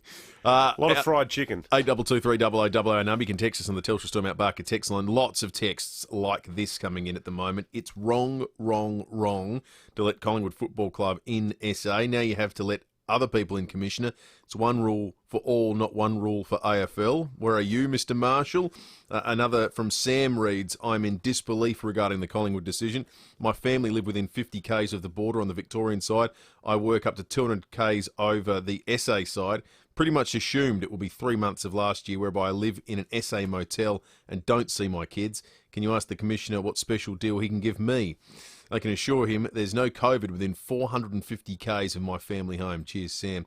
And Elkie says, just standing next to a stranger transmits the virus in Melbourne. What about the flight crew and the Adelaide players? Why a late game which keeps them here for the night? They didn't change the fixture. It is that mid-afternoon twilight sort of timing as well. So that didn't change. These are all questions for the Police Commissioner who will join us in a couple of minutes' time. It's important to stress too, we're not pretending any of this is easy. No. And we're in no way cherry-picking the texts that are coming through. And we're just getting smashed by texts about this issue. Like, genuinely inundated. And they're all saying negative things. Yeah, and a lot of Macross fans saying, look, I'll bet the game and I'm glad the club didn't miss out on money, and I'll be glad to go to a game, the home game that we expect to win. But, gee, the big picture, it's hard to justify. Second most number of texts we're getting is about the old hot dog stand at Darlington, though, which was called the Kennel. Kennel. Someone reminded me. Yep. And apparently they used to do a dog there called the Streaker, which was a hot dog with nothing on it. What about that? Hey, what about the Victorian Health Minister, Martin Foley, yesterday, touching into his inner Donald Trump with the China virus? He came up with Victoria's very own version. That case is directly linked to the South Australian hotel outbreak. South Australian outbreak. He said it about 200 times in the press conference. See, he should call it the wrong Woolworths outbreak. Because so much of the problem that they're facing now in Victoria was they spent about 5 days telling everybody to avoid the wrong supermarket. Yeah.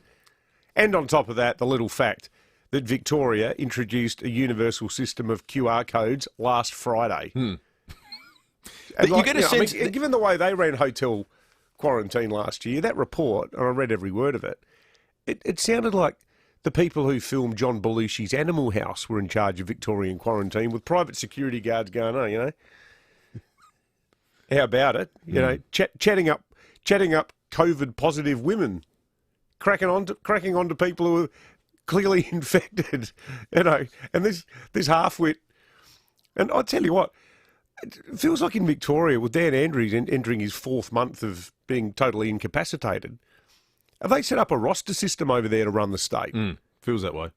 But what's going on? Like, are people so subservient, and I include the Victorian media in this, is that just regarded as just, you know, the way things operate over there now, that it's going to get to the point where they'll have a home viewer who can get up and run the state. I just find it amazing that the sense you get out of Victoria is not overwhelming criticism of the government. They're buying into the idea that they've just been desperately unlucky compared to every other state. Well, they just want that to be true, don't they? And you can understand that. People just go, oh, look, I'm over it. I just want it to stop. All right, let's check traffic thanks to Dave Potter Honda. Get a great deal of 3 years free scheduled servicing on executive-driven vehicles. Dave Potter Honda. Good morning at Henley Beach this morning. Got a car v cyclist. It's at Marlborough Street and Seaview Road. Take some care around there. Goodings North got urgent waterworks this morning. Anzac Highway near Douglas Grove. It's affecting one lane and speeds are down to 40 k's. Got some work at Mount Osmond on the freeway up track. Speed and lane restrictions apply there. And at Campbelltown, Gorge Road near Newton Road. Both directions down to 40 k's this morning. Speed cameras McGill Road, McGill and Maureen Road at Firle. Hitting the road these holidays. Book a Petters brake, steering and suspension check for just $28. For peace of mind and a comprehensive report, visit petters.com.au. Adelaide's most accurate traffic on 5AA. Leon Biner. People at SAPOL are battling to catch up with clerical errors in 13,000 on-the-spot fines in the past 3 years. Here is the response from Vincent Tarzia. The clerical error rate is consistent with the error rate under the former Labor government. 9 till 12 weekdays. Vince, people couldn't care less. Stop aspiring to mediocrity. SSA as Leon Biner. SSA as AA. Adelaide Cabaret Festival is here, June 11 to 26 at Adelaide Festival Centre. Book your tickets now for a spectacular program directed by Hollywood star cabaret royalty Alan Cumming. Adelaide Cabaret Festival will thrill you with song, comedy, art, magic, trivia and all sorts of cabaret delights. Warm up your winter and experience the best cabaret talent from across the country. Your banquet awaits. Book now at adelaidecabaretfestival.com.au. Whether you're a sparky, a chippy, a fiery or a bikey, whether they call you curly, tubby or tiny, whether next door means a few feet or a few miles, we know the weather's harsh in South Australia. But Olympic Industries carports, verandas and sheds are tougher than most. And if they're strong enough in the country, they'll be strong enough in the city. For a limited time, you can save heaps across the entire range. Olympic Industries end of financial year sale. Built to last. Dreaming of an Audi? Make it a reality. The Audi End of Financial Year event. On now at Audi Solitaire.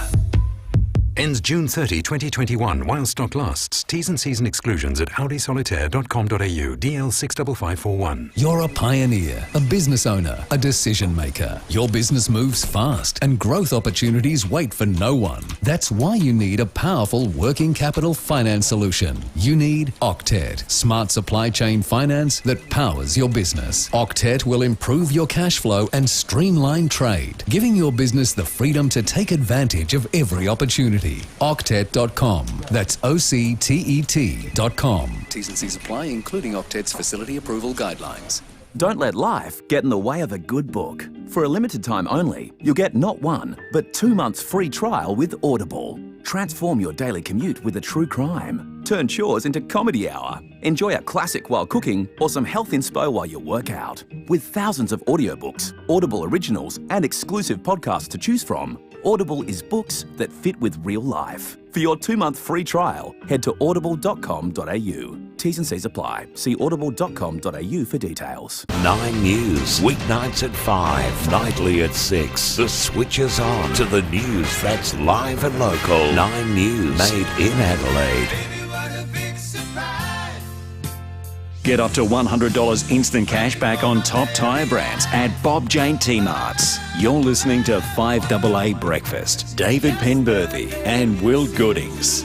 18 minutes after 7, Police Commissioner Grant Stevens joins us on 5AA Breakfast. Commissioner, good morning to you. Yeah, good morning, Will. Thanks for your time, Commissioner. Before we get into the thinking behind the Collingwood exemption, can I just ask a question clarifying something, Commissioner? Because after your comments yesterday, it was reported, and the discussion on social media was along the lines of South Australia faces a new crackdown, or that you, as the emergency commander, are considering a new crackdown. Is that actually the case, or is it more that you've got a contingency plan in mind to have some type of crackdown in the event, though, that there is some type of community outbreak? It's closer to a contingency plan, David. Obviously, we're very concerned about what's happening in Victoria, and until we're completely satisfied that they've ring-fenced this current outbreak and there's no more community transmission in Victoria, particularly from a unidentified source perspective, then we need to be thinking about what those next steps might be for us if we believe we need to take those steps. So there's no imminent crackdown or lockdown. There's no plan in place to activate any sort of restrictions at this point in time. We're simply doing that pre-thinking so we're ready to move if we think we have to. So you might even lock down just if Victoria gets out of control further?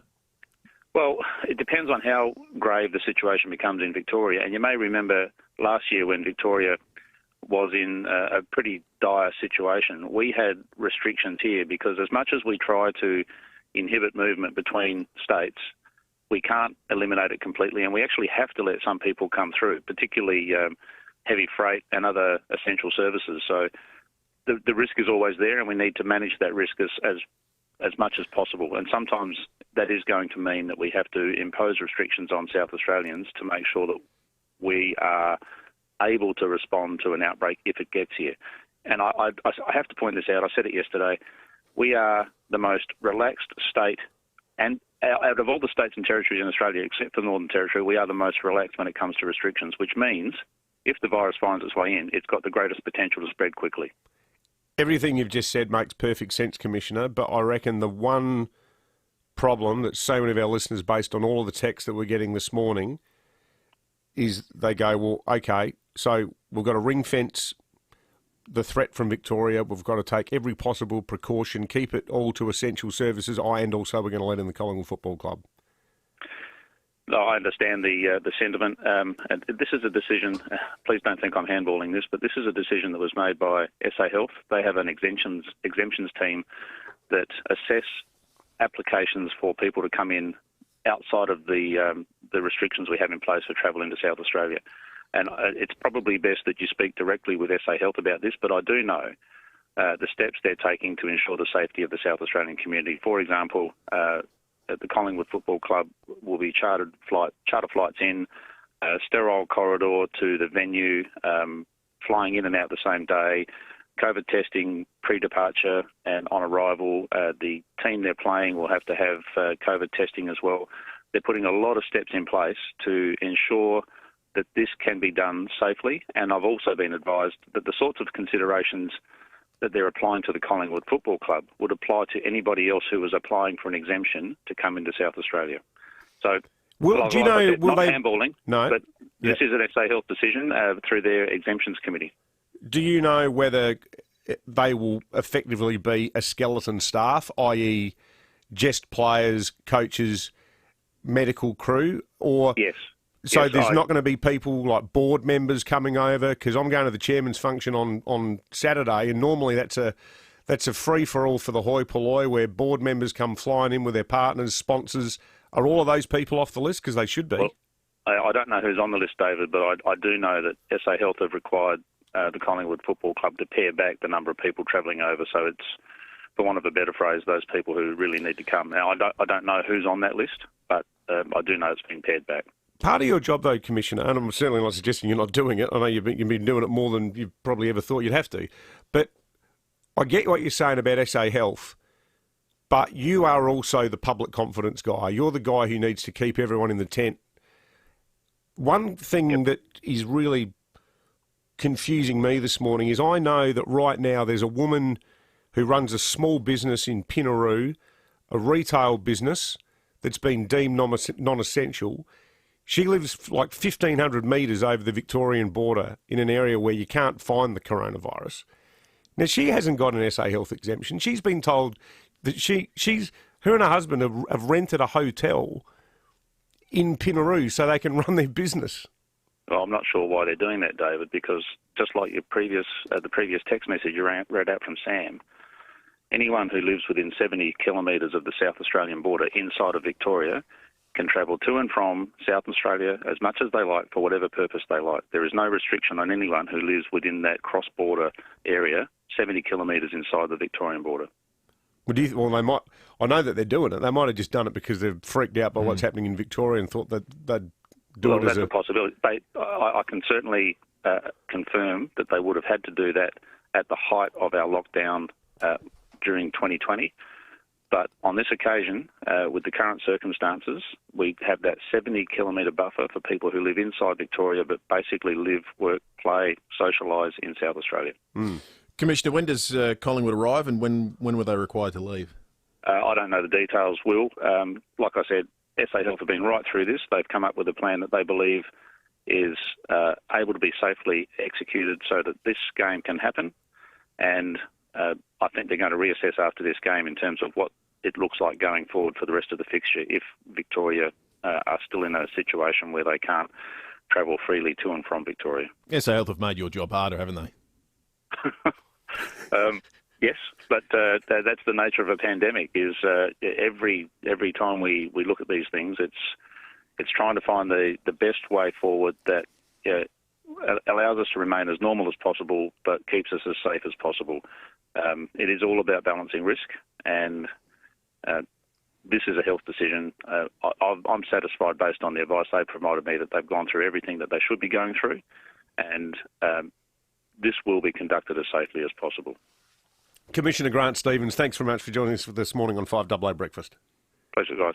25 after 7. For over 36 years, Steinborner Certified Cars has always exceeded expectations on value, service and selection, and that continues. That's why it's always well worth a trip to Steinborner Certified Cars in Gawler, Nuriutpa and Clare for great deals on new and demo Hyundai, Ford and Mitsubishis, plus SA's biggest and best range of used cars. Make the trip to one of Steinborner's 8 dealerships or view the whole range of cars now at steinborner.com.au and join the thousands who know. Steinborner Certified Cars. It's well worth the trip. If you need a window, and not just anything will do, just call Statesman Windows. Factory direct to you.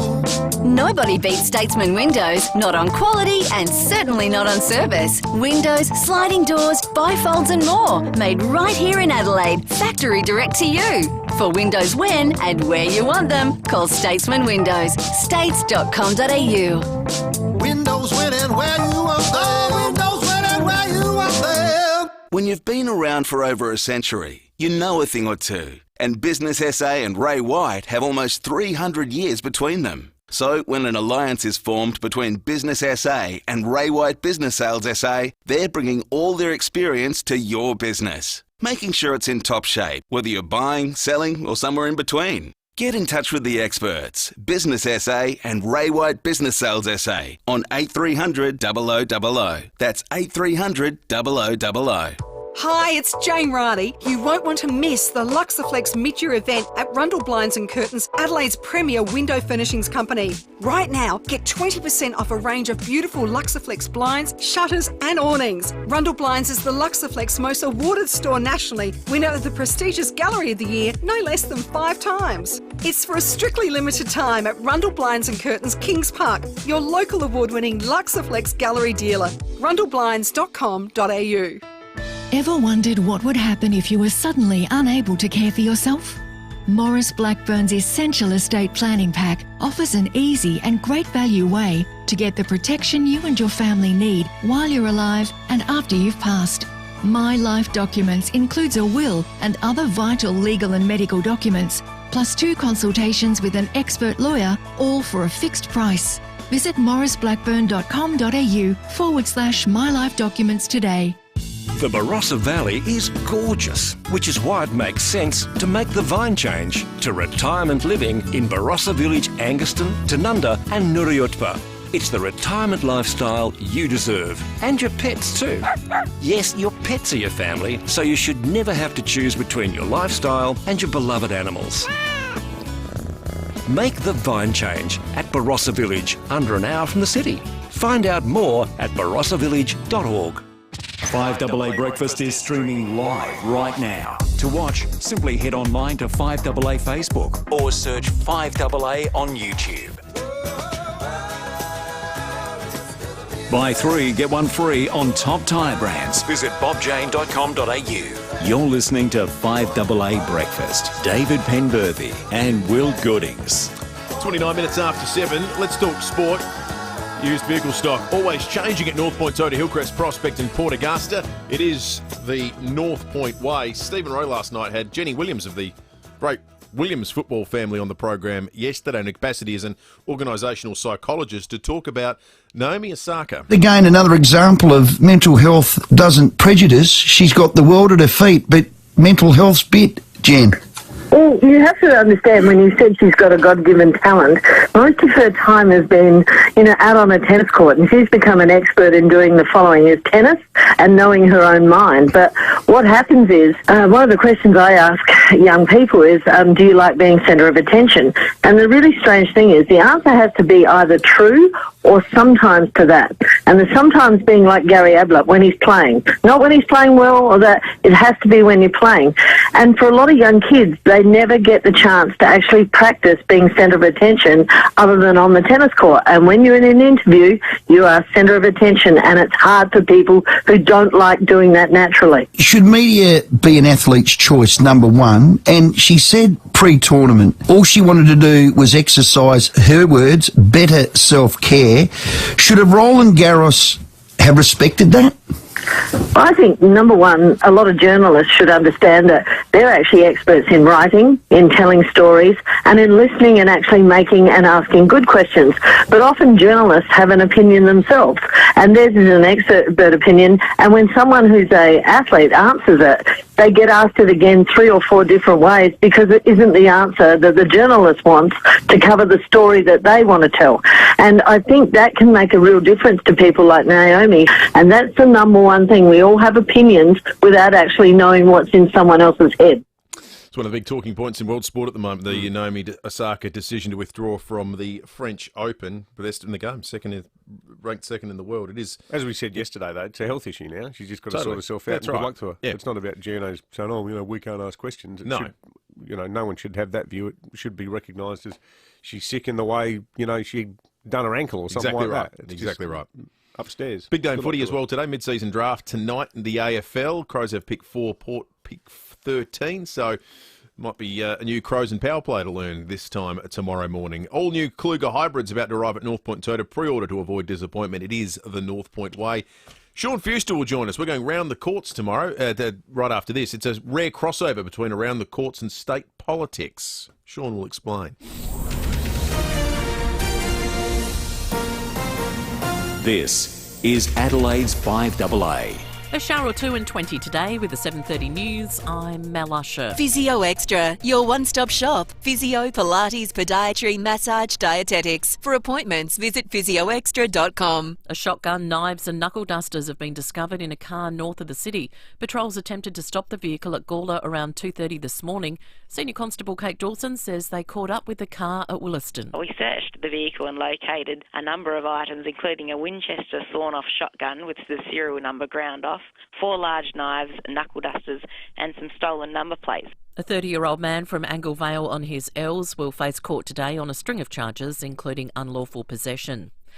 SA Health has given Collingwood clearance to fly in and out of the state for the round 12 twilight clash against the Crows at Adelaide Oval. The AFL were considering moving it to Sydney after we closed our border to Victoria last week. Police Commissioner Grant Stevens explains how it will work. The Collingwood Football Club will be chartered flights in, sterile corridor to the venue, flying in and out the same day, COVID testing pre-departure and on arrival. The team they're playing will have to have COVID testing as well. They're putting a lot of steps in place to ensure that this can be done safely. Health officials and politicians in Victoria have been meeting to decide if the state's lockdown should be extended.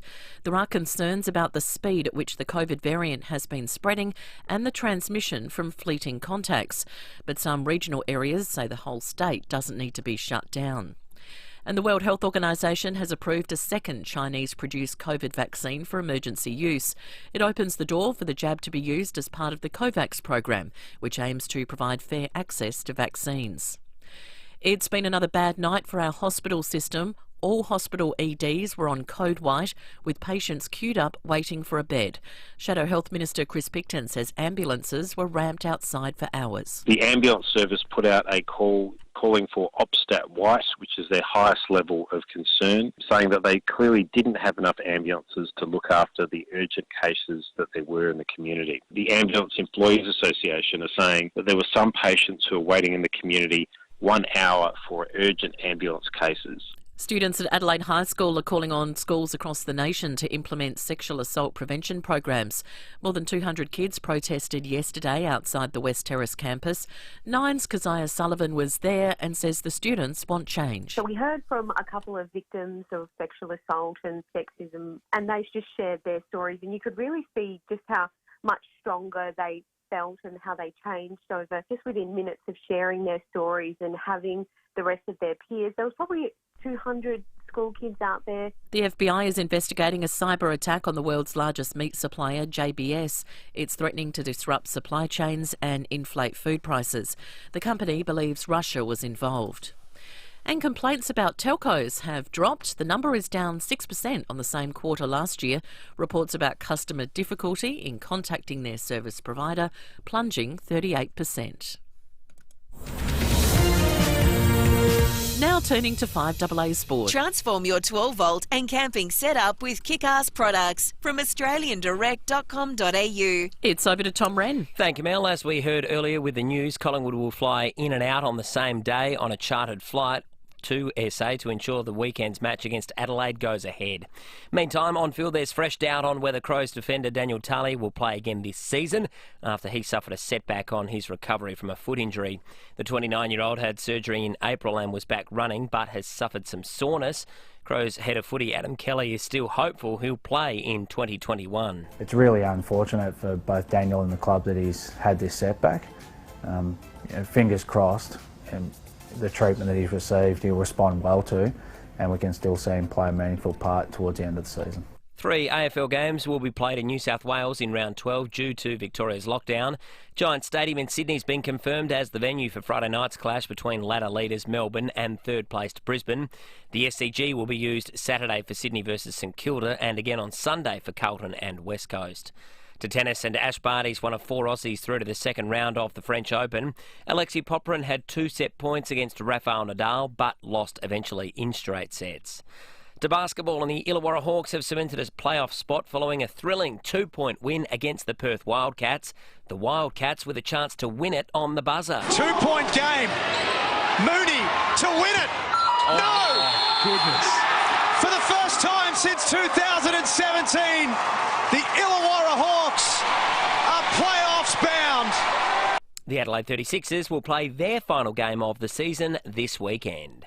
And that's the 5AA Sport. Now checking 5AA traffic. Get a great deal and 3 years free scheduled servicing on executive-driven vehicles at Dave Potter Honda. At Salisbury North, got a collision there. 2 cars involved. One car is blocking the road. Waterloo Corner Road and Whites Road. Hindmarsh, truck v Stobie Pole, power lines down there. It's on Richard Street, Hindmarsh next to Adam Street. Henley Beach, car v cyclist, Marlborough Street and Seaview Road. Take some care around there. And Glenelg North, urgent waterworks today. That's on Anzac Highway near Douglas Grove. One lane is affected and speeds are down to 40 k's. NAB Equipment Finance can help you make ideas more. Search NAB Equipment Finance today. NAB, more than money. T's and C's and lending criteria apply. Adelaide's most accurate traffic on 5AA. Now the 5AA forecast. Audi's end of financial year event is on now. Visit audisolitaire.com.au. A shower or two today, 20. Showers tomorrow, 17. 17 again on Friday. Right now it's 15 degrees. More news as it happens on 5AA. Get up to $100 instant cash back on top tyre brands at Bob Jane T-Marts. You're listening to 5AA Breakfast. David Penberthy and Will Goodings. 22 minutes to 8. John Blake before 8. We'll get a weather check-in very, very shortly.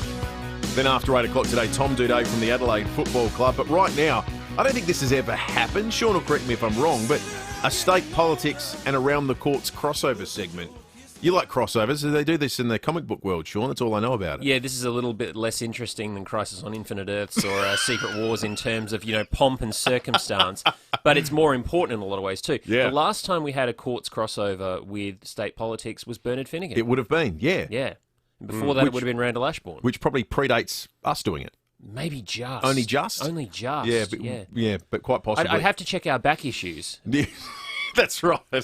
Check not by much. Check the fan fiction. Crime Stoppers SA and Police Credit Union supporting better communities. crimestoppersa.com.au. So take us into the courtroom yesterday for this somewhat unique occurrence. Yeah. Sam DeLuc in court on accusations of that he slapped the backside of fellow MP Connie Benaros. And look, I want to say at the outset, this sounds at the surface like a sort of story that everyone wants to go, oh yeah, politicians behaving badly, her. But what we're dealing with here is an allegation of workplace harassment. Yeah. If you remove Parliament House from the whole thing, the idea that one worker would allegedly slap the backside of another worker at a party, having allegedly harassed them drunkenly throughout the entire workplace party with dozens of people watching, is chilling. The ice the down the dress thing too was... I mean, the allegations that Ms Benaros has made sound like the typical boozy, lecherous behaviour at a workplace function. You know, she's alleged that Mr Dulac forced her to dance, that he poured ice down the front of her top, that when she was sitting down, he'd lift her up for a photograph, lifted her up in a chair, and she said, you know, put me down, people are going to see up my dress. Continually left the party, appeared at the party. One of the allegations is that she says she went to her private office, which was being used to store cutlery, cups, things like that, and found him sitting behind her desk, making himself at home. And as she said, she's got her work spread out there. She's an independent MP. At that time, he was a Liberal MP. She doesn't want him seeing her personal work, what she's, you know, building for the political side of things.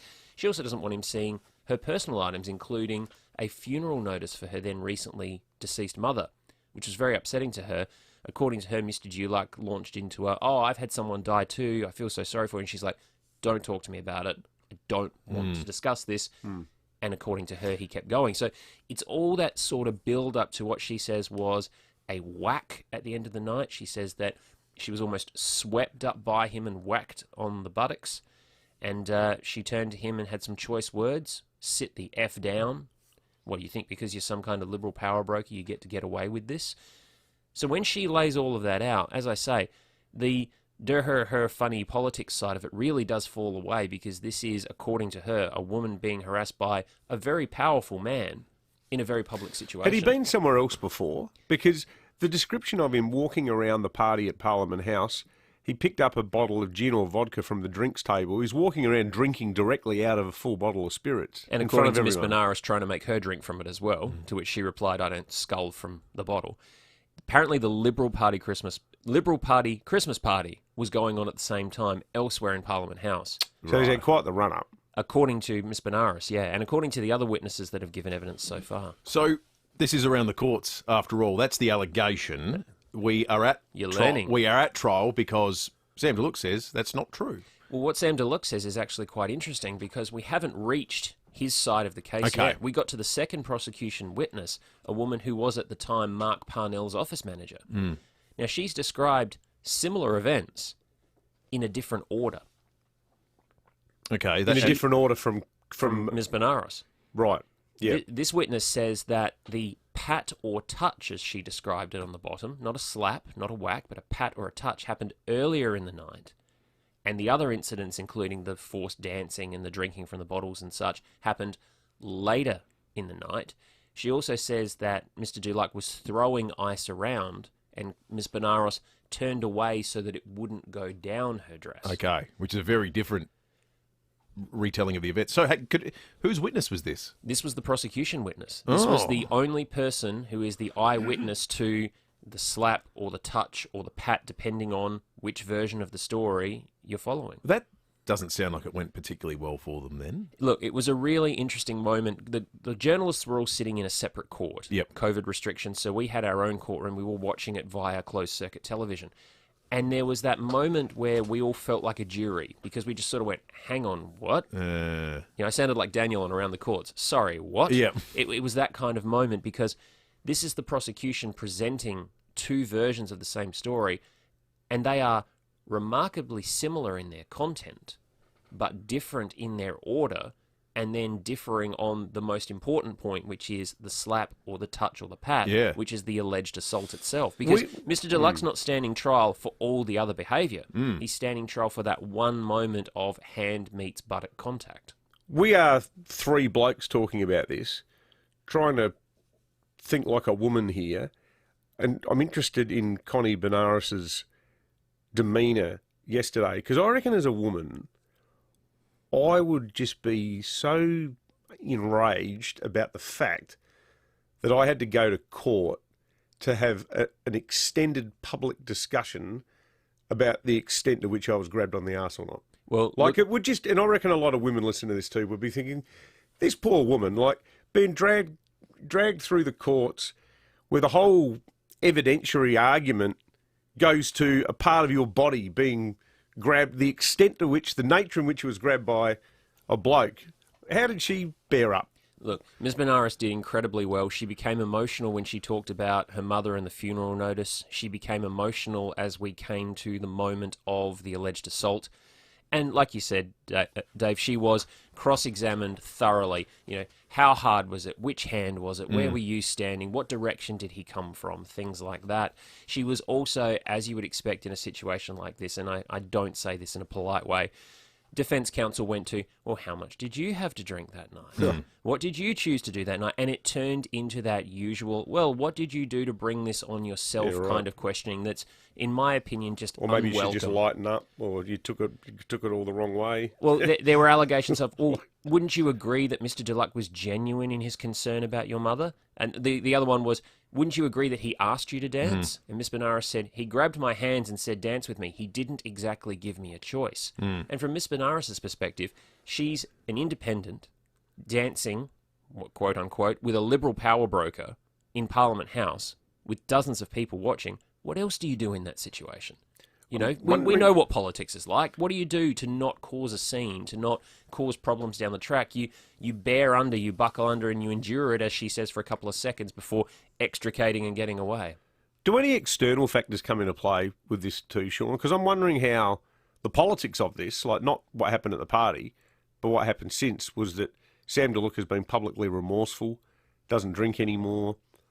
He is still the member for Weight, independent member for Weight. He, I think, is of the view, as are some people within his conservative faction, that if he's cleared of this, he could make some sort of political comeback as a Liberal, even though Stephen Marshall, he said he can't see the circumstances where that would happen. But how do you marry his public contrition about his behaviour that night with the fact that he says none of this happened the way it's claimed to have happened? That was the exact question I had right up until the turn in the evidence yesterday, because I thought to myself, if you've publicly admitted that something happened, if you've publicly apologised for it, why are you fighting it at trial? Why would you not simply cop a guilty plea and ask for no conviction, contrition, remorse, demonstrably, etc., etc.? Why would you not go down that path? And I think, Dave, it really does come down to this idea of he has apologised for what I'm going to call now drunken, boorish behaviour, which is what the allegations seem to be. So he's saying I'm a buffoon, not a predator. That's right. I think it really does boil down to that. It's, if anything did happen, and I can only take this from what his defence counsel said, they said, we suggest to Ms. Benares that the only contact that occurred was a pat on the buttocks as the two of you were walking side by side down a corridor. So that seems to be, and we won't know unless and until he takes the stand, whether that is Mr. Delux's version of events. I was going to ask you that. Seems to be what they're pushing for. Is he going to, any indication whether he'll provide evidence? Look, really good question. He doesn't have to make that decision until the moment actually comes of the prosecution case finishing. Where we finished yesterday was Mr. Delux's counsel said, look, we don't want any more witnesses called because you've got two versions of the story. Yeah.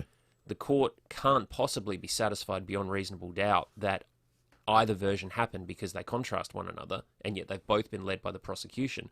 We don't want these other witnesses to come in because we've already been told none of the remaining witnesses, including Tammy Franks, saw the alleged assault. What they saw was Ms. Benares' demeanour before, during and after these alleged incidents, and also Mr. Delux's demeanour before, during and after these alleged incidents. And defence has said, look, we don't need to hear from them.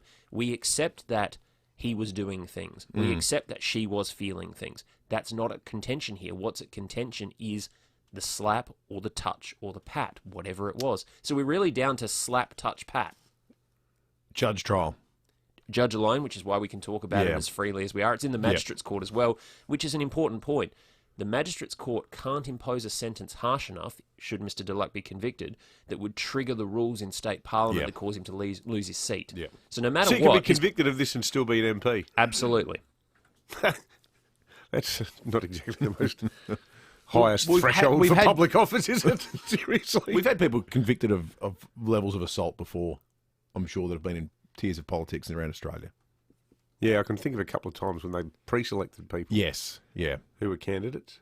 So we still haven't heard from him, though, have we? No, and we may not. It will also depend on what happens this morning. Obviously, I'll be back in there from 10 o'clock. Well, on the keeping an eye basis that they can now argue there's no one version of events, I'd say the odds-on favourite, but he won't bother adding anything, will he? Well, we'll think of the times that we've sat here in court, and, sorry, not in court, here in the studio, and we've done the whole mock jury thing, and, are you satisfied beyond reasonable doubt? That's what the magistrate has to decide now. He's got two versions of events, and please understand, no one in this studio is casting aspersions on the witness nor on Ms. Benaros. This is simply how things fell out by the end of yesterday. The magistrate has two versions of events that he needs to sit down and discern which one he finds proven beyond reasonable doubt. Defence is saying you can't possibly reconcile them. Prosecution is saying you absolutely can. I went to uni with that magistrate. John Wells. Great bloke. Yeah, great bloke. Absolutely, great bloke. He's passed all his subjects too, which is good given that he's now a magistrate. and a very, look, to be honest, without a word of quirk or humour, exactly the right magistrate for this particular case. Because this is thorny. This is very, very thorny. Yeah, he's a really smart guy. Really smart, but he's also apolitical. Yeah, completely. Completely apolitical. Yeah. So, good choice. As you leave us, Sean, from what's happening in the courts to the leadership of the courts themselves, there's been some change? Been some good news this week for court sheriff's officers. The sheriff and the deputy sheriff will be changing hands, those positions. There will be new leadership in the courts from the middle of the month. That goes along with the new state courts administrator starting on the same day. So 3 new heads of leadership in the courts on the same day after all these months of allegations of sexual harassment, bullying, intimidation within the ranks of the court sheriffs. Hopefully, this is the watershed moment that leads to better outcomes for the men and women who guard the courts for us and make sure the courts run smoothly. Sean, good result. We'll appreciate you coming in. Always enjoy Around the Courts. Always enjoy Just Lawful. Sunday night. What stage of the trial are you at now? Or are you starting a new one? The Hillier triple murderer has just been sentenced and been given a 30-year non-parole period. We're going to break down why the sentence was lower than other triple murders in history and what happened next. Looking forward to it. Sean Fuster, star Thanks, of court coverage in this town. All right, let's check traffic. Thanks to Dave Potter Honda. Get a great deal of 3 years free scheduled servicing on executive-driven vehicles. Dave Potter Honda. In Adelaide, got a smash in Hutt Street, Carvey Pole, just near Carrington Street. Salisbury North, another smash there. 2 cars involved, 1 car's blocking the road. That's at Waterloo Corner Road and Whites Road. Hindmarsh, truck v Stobie Pole. Power line's down there. It's on Richard Street, Hindmarsh, next to Adam Street. And got a burst water main today, Glenelg North, Anzac Highway near Douglas Grove. 1 lane's affected and speeds are down to 40 k's. Speed cameras to Langman Grove, Felixstowe, McGill Road at McGill. Need new tyres fast? Bo from Bo Repairs has you covered. Get fitted in 30 minutes or get a free tyre. Visit borepairs.com.au. Selected stores only. T's and C's apply.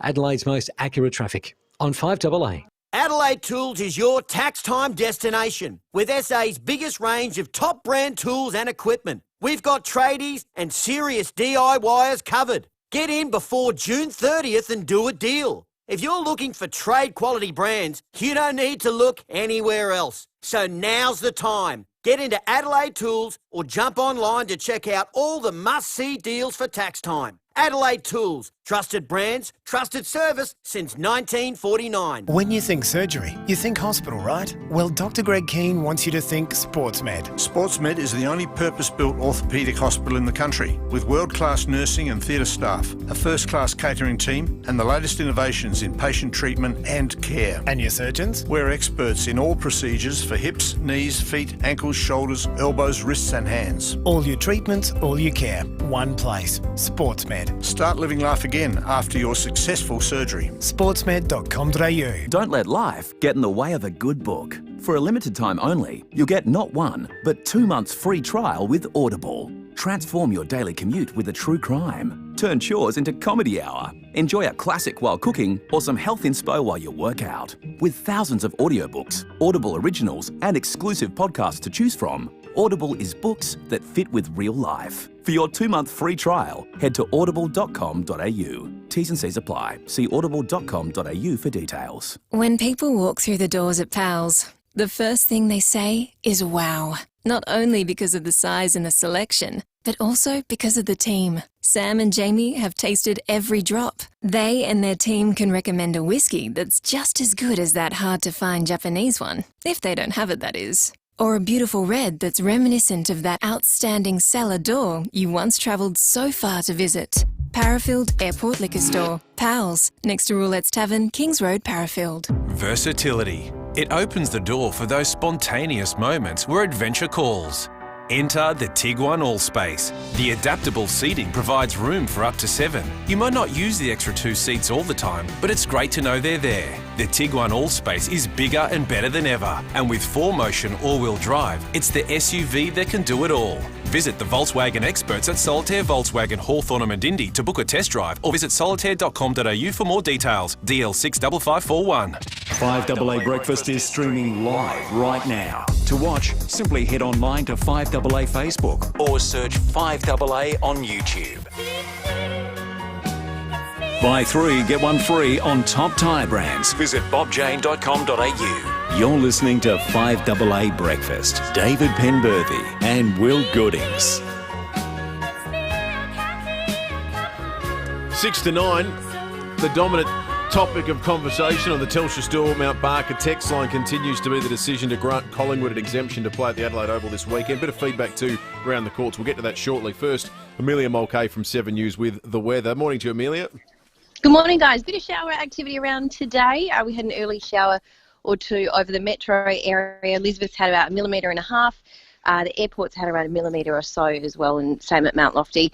There's a break in the radar over Adelaide at the moment. The bulk of that shower activity is sort of about the east now, so sort of around Tailem and Bend up to the Riverland. But there is a line of showers just sort of heading into the Gulf from over York, so we might see them a little bit later this morning if they don't slip south. Showers looking less likely overnight, but we'll hold on to those northerly winds, so that'll lead to a top of 20 degrees in the city today. But we do have another little front that will eclipse the south of the state tomorrow, and that's going to bump up those southwesterly winds, which will lead to a bit more shower activity and cooler temperatures. So expect a cooler second half of the week, top of 17 tomorrow, 17 on Friday as well. But just with everyone's favourite talking point, the apparent temperature, it'll lead to, we'll really notice the wind chill on Thursday and Friday with those southwesterly winds at play. So a little bit cooler for the second half of the week. Dry over the weekend though, but then we've got probably our best shot at decent rainfall early next week with a pretty strong front that looks like it's about to hit.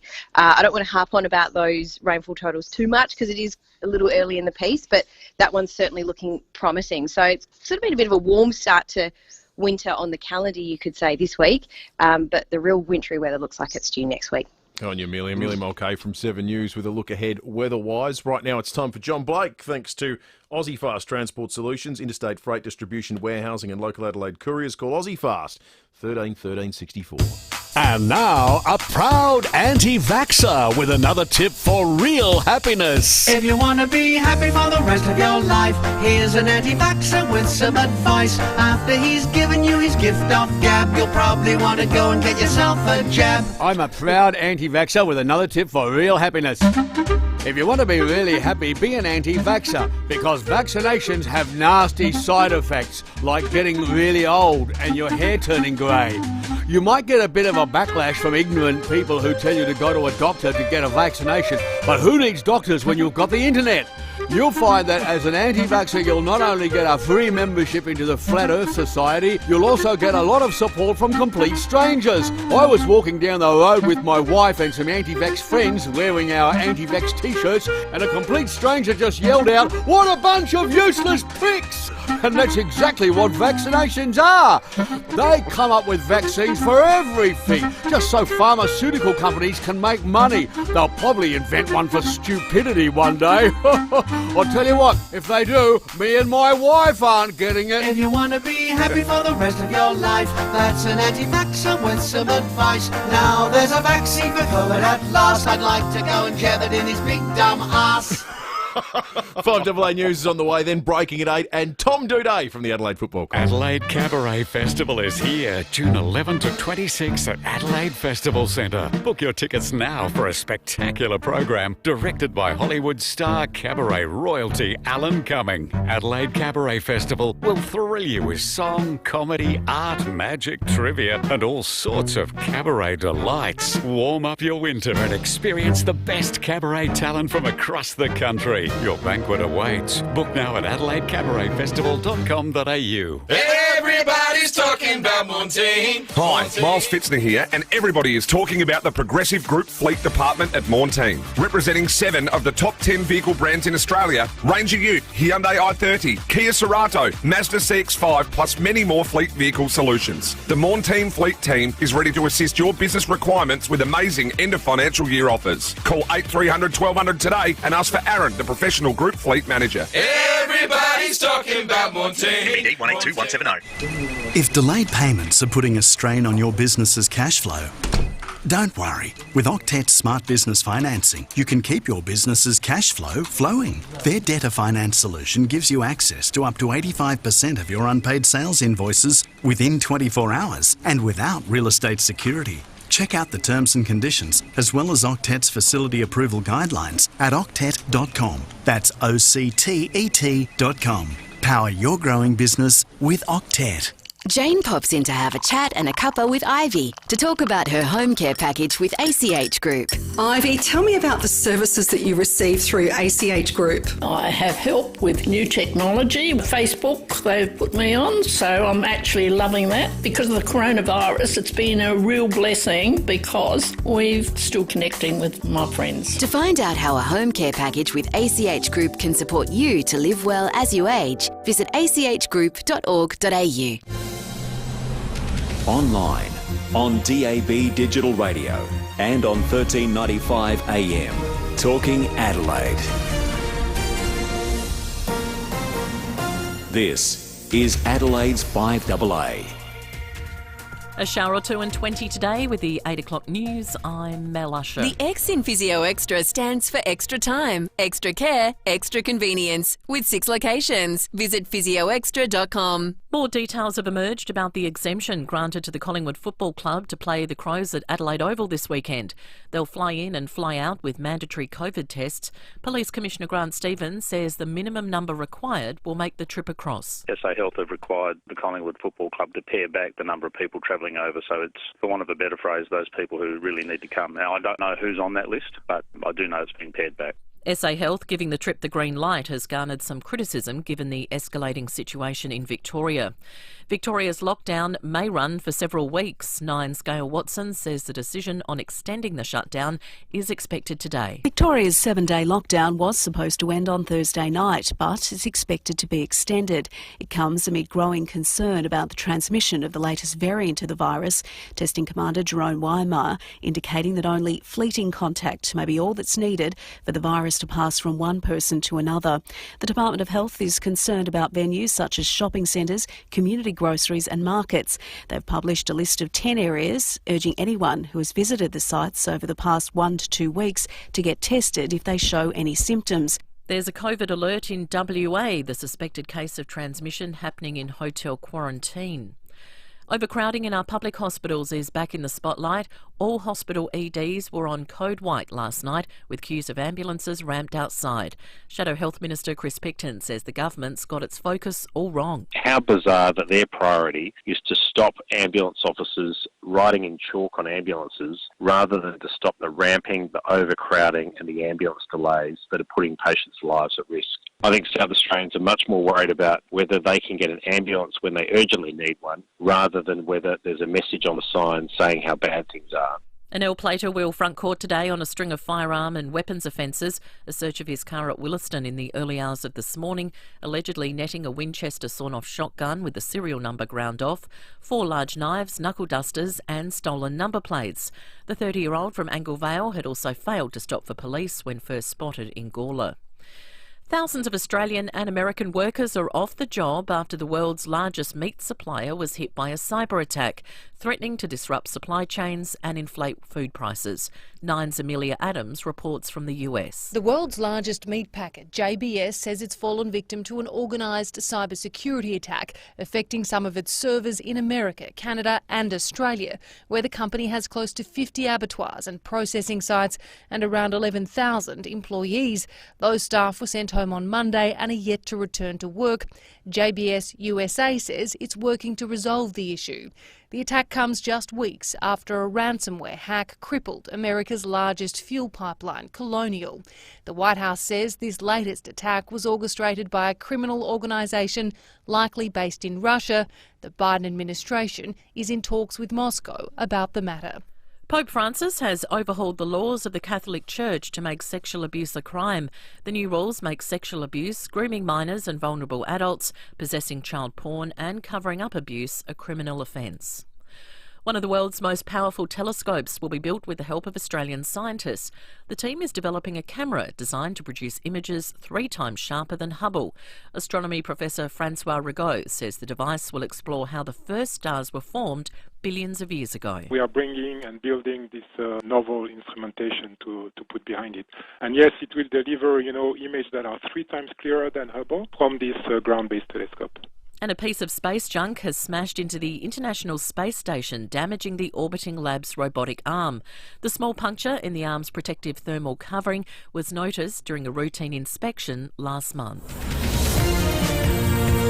Now turning to 5AA Sport. Transform your 12-volt and camping setup with kick-ass products from australiandirect.com.au. And it's over to Tom Wren. Thank you, Mel. As we heard earlier, Collingwood will fly in and out of Adelaide on Saturday on a chartered flight to ensure the match against the Crows goes ahead as scheduled.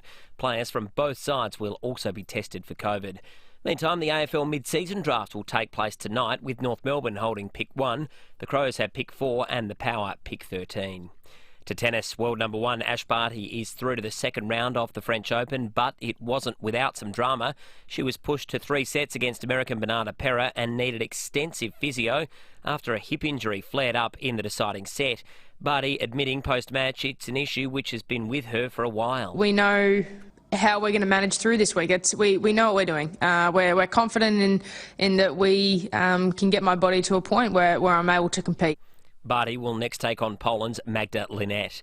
Fellow Aussies Astra Sharma, Alex de Minaur and James Duckworth are also through after recording wins, but Alexei Popyrin lost in straight sets to Rafael Nadal. Meantime, Naomi Osaka's sponsors are rallying around the Japanese star after she withdrew from Roland Garros and opened up on her mental health struggles. To soccer, and Newcastle is a chance to avoid the wooden spoon in the A-League after upsetting the Central Coast 2-0. In the NBL, Illawarra has qualified for the playoffs for the first time since 2017. That's after a thrilling 2-point win against Perth. Meantime, the NBA playoffs continue this morning with Brooklyn looking to wrap up its best-of-7 series against Boston. Portland and Denver are locked at 2 apiece heading into Game 5 later this morning, while it's the same story for Phoenix and the LA Lakers. And that's the 5AA Sport. Now checking 5AA traffic. Get a great deal and 3 years free scheduled servicing on executive-driven vehicles at Dave Potter Honda. In Adelaide, got a smash in Hutt Street, Carvey Pole just near Carrington Street. Salisbury North, another smash there. 2 cars involved, 1 car blocking the road. That's a Waterloo Corner Road and Whites Road. Hindmarsh, truck v Stobie Pole, power lines down. It's on Richard Street, Hindmarsh next to Adam Street. And Glenelg North, got a burst water main, Anzac Highway near Douglas Grove. It's affecting 1 lane and speeds are down to 40 k's. When your life changes, your insurance should too. UE, you insured. Consider the car and home PDS at ue.com.au when deciding if this product is right for you. Adelaide's most accurate traffic on 5AA. Now the 5AA forecast. Audi's end of financial year event is on now. Visit audisolitaire.com.au. A shower or 2 for your Wednesday, 20. Showers tomorrow, 17. A shower or 2 clearing Friday, 17. Right now it's 14 degrees. More news as it happens on 5AA. In the last hour on Adelaide's 5AA. Police Commissioner Grant Stevens. Obviously, we're very concerned about what's happening in Victoria, and until we're completely satisfied that they've ring-fenced this current outbreak and there's no more community transmission in Victoria, then we need to be thinking about what those next steps might be for us if we believe we need to take those steps. So there's no imminent crackdown or lockdown. There's no plan in place to activate any sort of restrictions at this point in time. We're simply doing that pre-thinking so we're ready to move if we think we have to. Sam Dillock in court on accusations of that he slapped the backside of fellow MP Connie Benaros. This sounds at the surface like a sort of story that everyone wants to go, oh yeah, politicians behaving badly, her.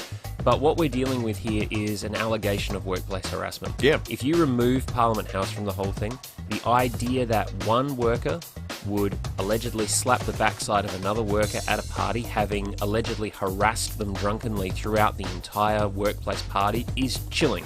You're listening to 5AA Breakfast. David Penberthy and Will Goodings. 9 minutes after 8, breaking at 8 in a moment. Then Tom Duday will join us from the Adelaide Football Club.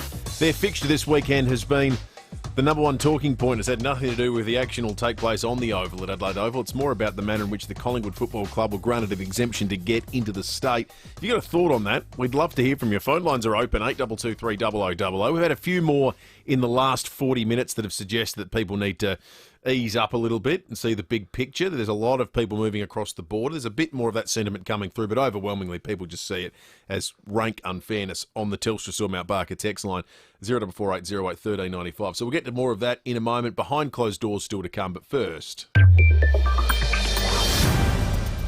If you missed our interview with the Police Commissioner Grant Stevens at 7:15, you can catch it on the podcast later today. He's always a very candid bloke, the Commissioner, and I really liked his one-word answer when Will asked him the clincher question, has SA Health made your job harder? To which the Commissioner replied, yes.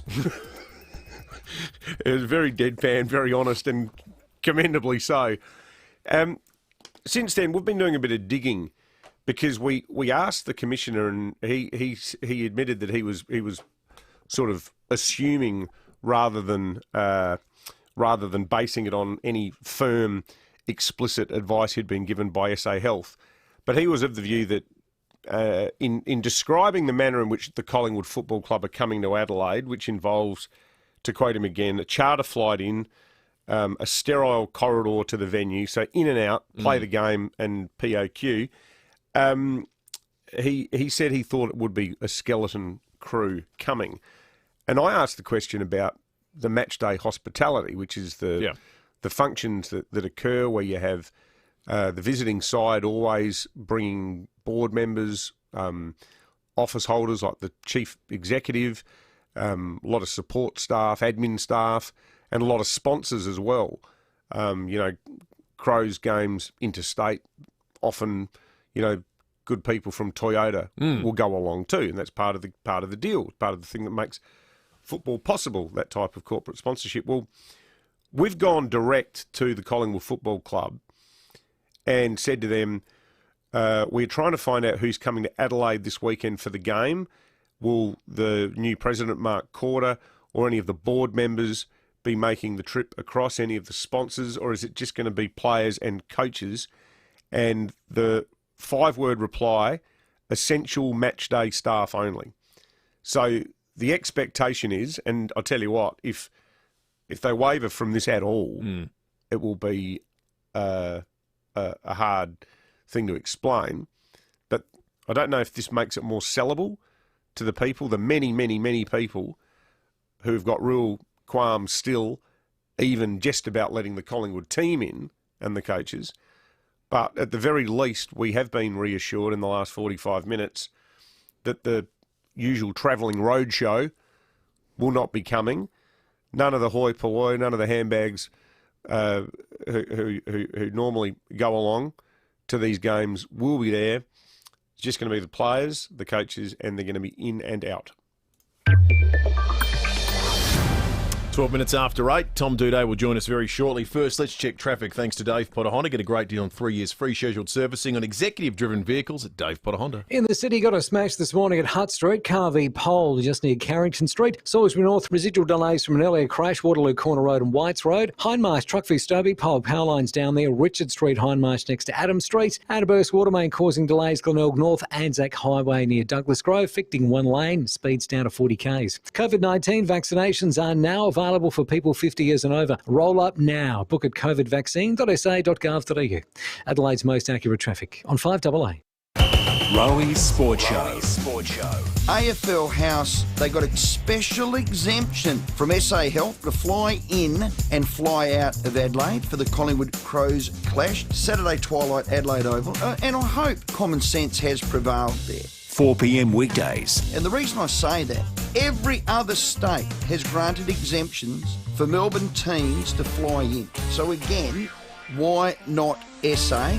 Rowi's Sports Show on 5AA. Adelaide Cabaret Festival is here, June 11 to 26 at Adelaide Festival Centre. Book your tickets now for a spectacular program directed by Hollywood star cabaret royalty Alan Cumming. Adelaide Cabaret Festival will thrill you with song, comedy, art, magic, trivia and all sorts of cabaret delights. Warm up your winter and experience the best cabaret talent from across the country. Your banquet awaits. Book now at adelaidecabaretfestival.com.au. This week at Foodland, Huggies Ultra Dry Nappies 60 to 90s. A cute deal for cuties, just $22.95 till June 8th while stocks last. Foodland, the mighty South Aussies, yeah.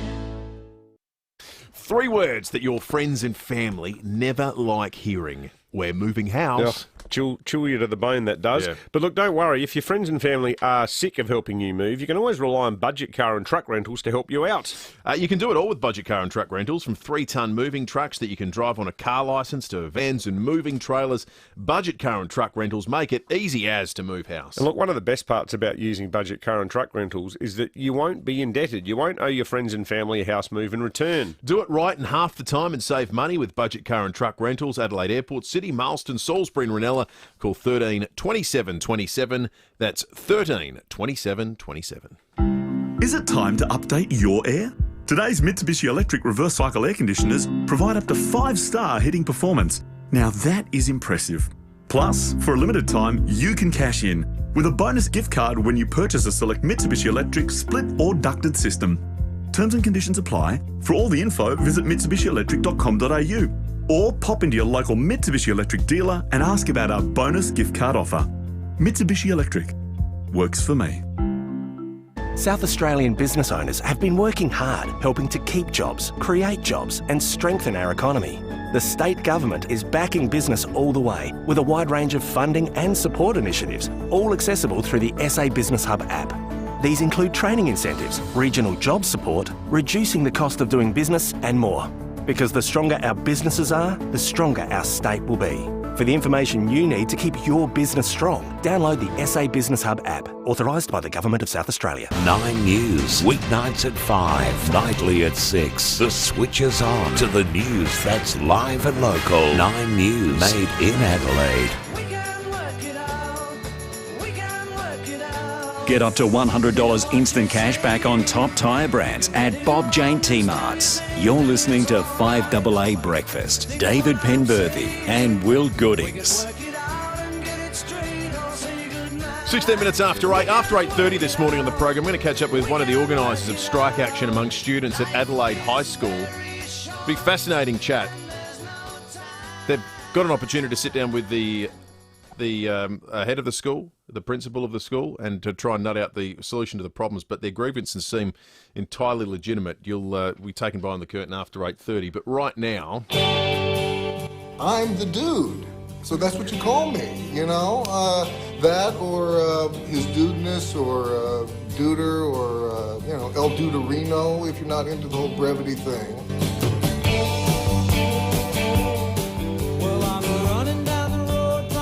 fresh from the clash against Richmond in Sydney, because why not? That's how we do footy these days. 2021. Yeah, thanks to Leader Computers, Australia's largest PC and server manufacturer, built and serviced right here in Adelaide, Tom Duday. Tom, good morning to you, mate. Good morning. The home of Aussie rules in Blacktown. How bizarre. Yeah, they flocked to the game for a blockbuster, didn't they?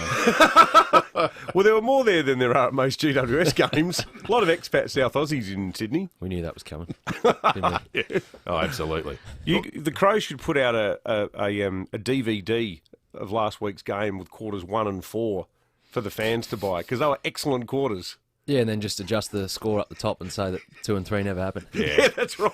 I don't mind that. We'll get on to that. Flashes of brilliance, particularly in the first quarter. Yeah,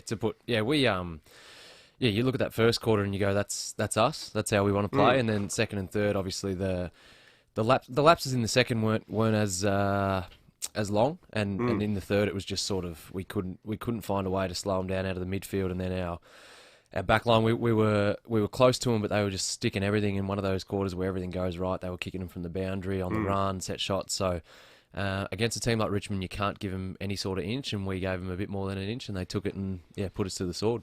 Take us into the three-quarter time huddle, because we were calling the game here on 5AA, and it honestly felt like the fourth quarter was heading for a blowout. That was the direction of the game through the quarters 2 and 3. Did Matthew Nicks change something? Did he say something? Was it from the players? Where did that turnaround come from?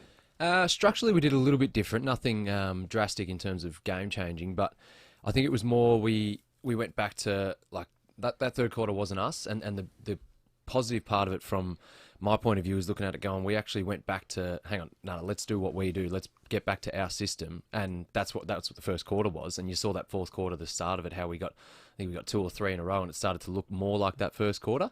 But the beauty of it is we didn't change anything huge. We didn't go, all right, let's go an extra behind the ball, or let's go extra in the stoppage sort of thing. It was more just, boys, like, this isn't us. That third quarter, let's put it beside us. Let's actually just do what we do. And it ended up leading to a pretty good quarter, albeit they come home late strong, which is what good teams do. What's it like at the moment, Tom? You know, sort of wry smile at the start about the fact that you had to suddenly jump on a plane to Sydney instead of Melbourne last week. There's clearly a huge public debate going on right now in this town about the wisdom or otherwise of SA Health letting Collingwood in under an exemption to play. How does it affect you just going about your work as a footballer? Do your blokes just sort of go, oh, well, we'll just turn up wherever and play against whoever and just wait and see what happens? Pretty much. Yeah. We got used to it last year where it got to a point where you're like, well, let's not assume anything. Let's not assume that we're going to be playing here or there, or whether we're going to be playing this team or that team. So it's almost you wait till it's actually 100% confirmed and you're out on that ground and the ball's about to be bounced, and that's when you go, yeah, we're ready to go here. Otherwise, you just prepare the week like you would normally. So we know there was a close contact sitting in the crowd at the G when Port played Collingwood 2 Sundays ago. So if you're standing, I don't know, Jordan DeGoey or someone on the weekend, and he says, I don't know, Tom, I've sort of lost my sense of smell. Are you going to tackle him?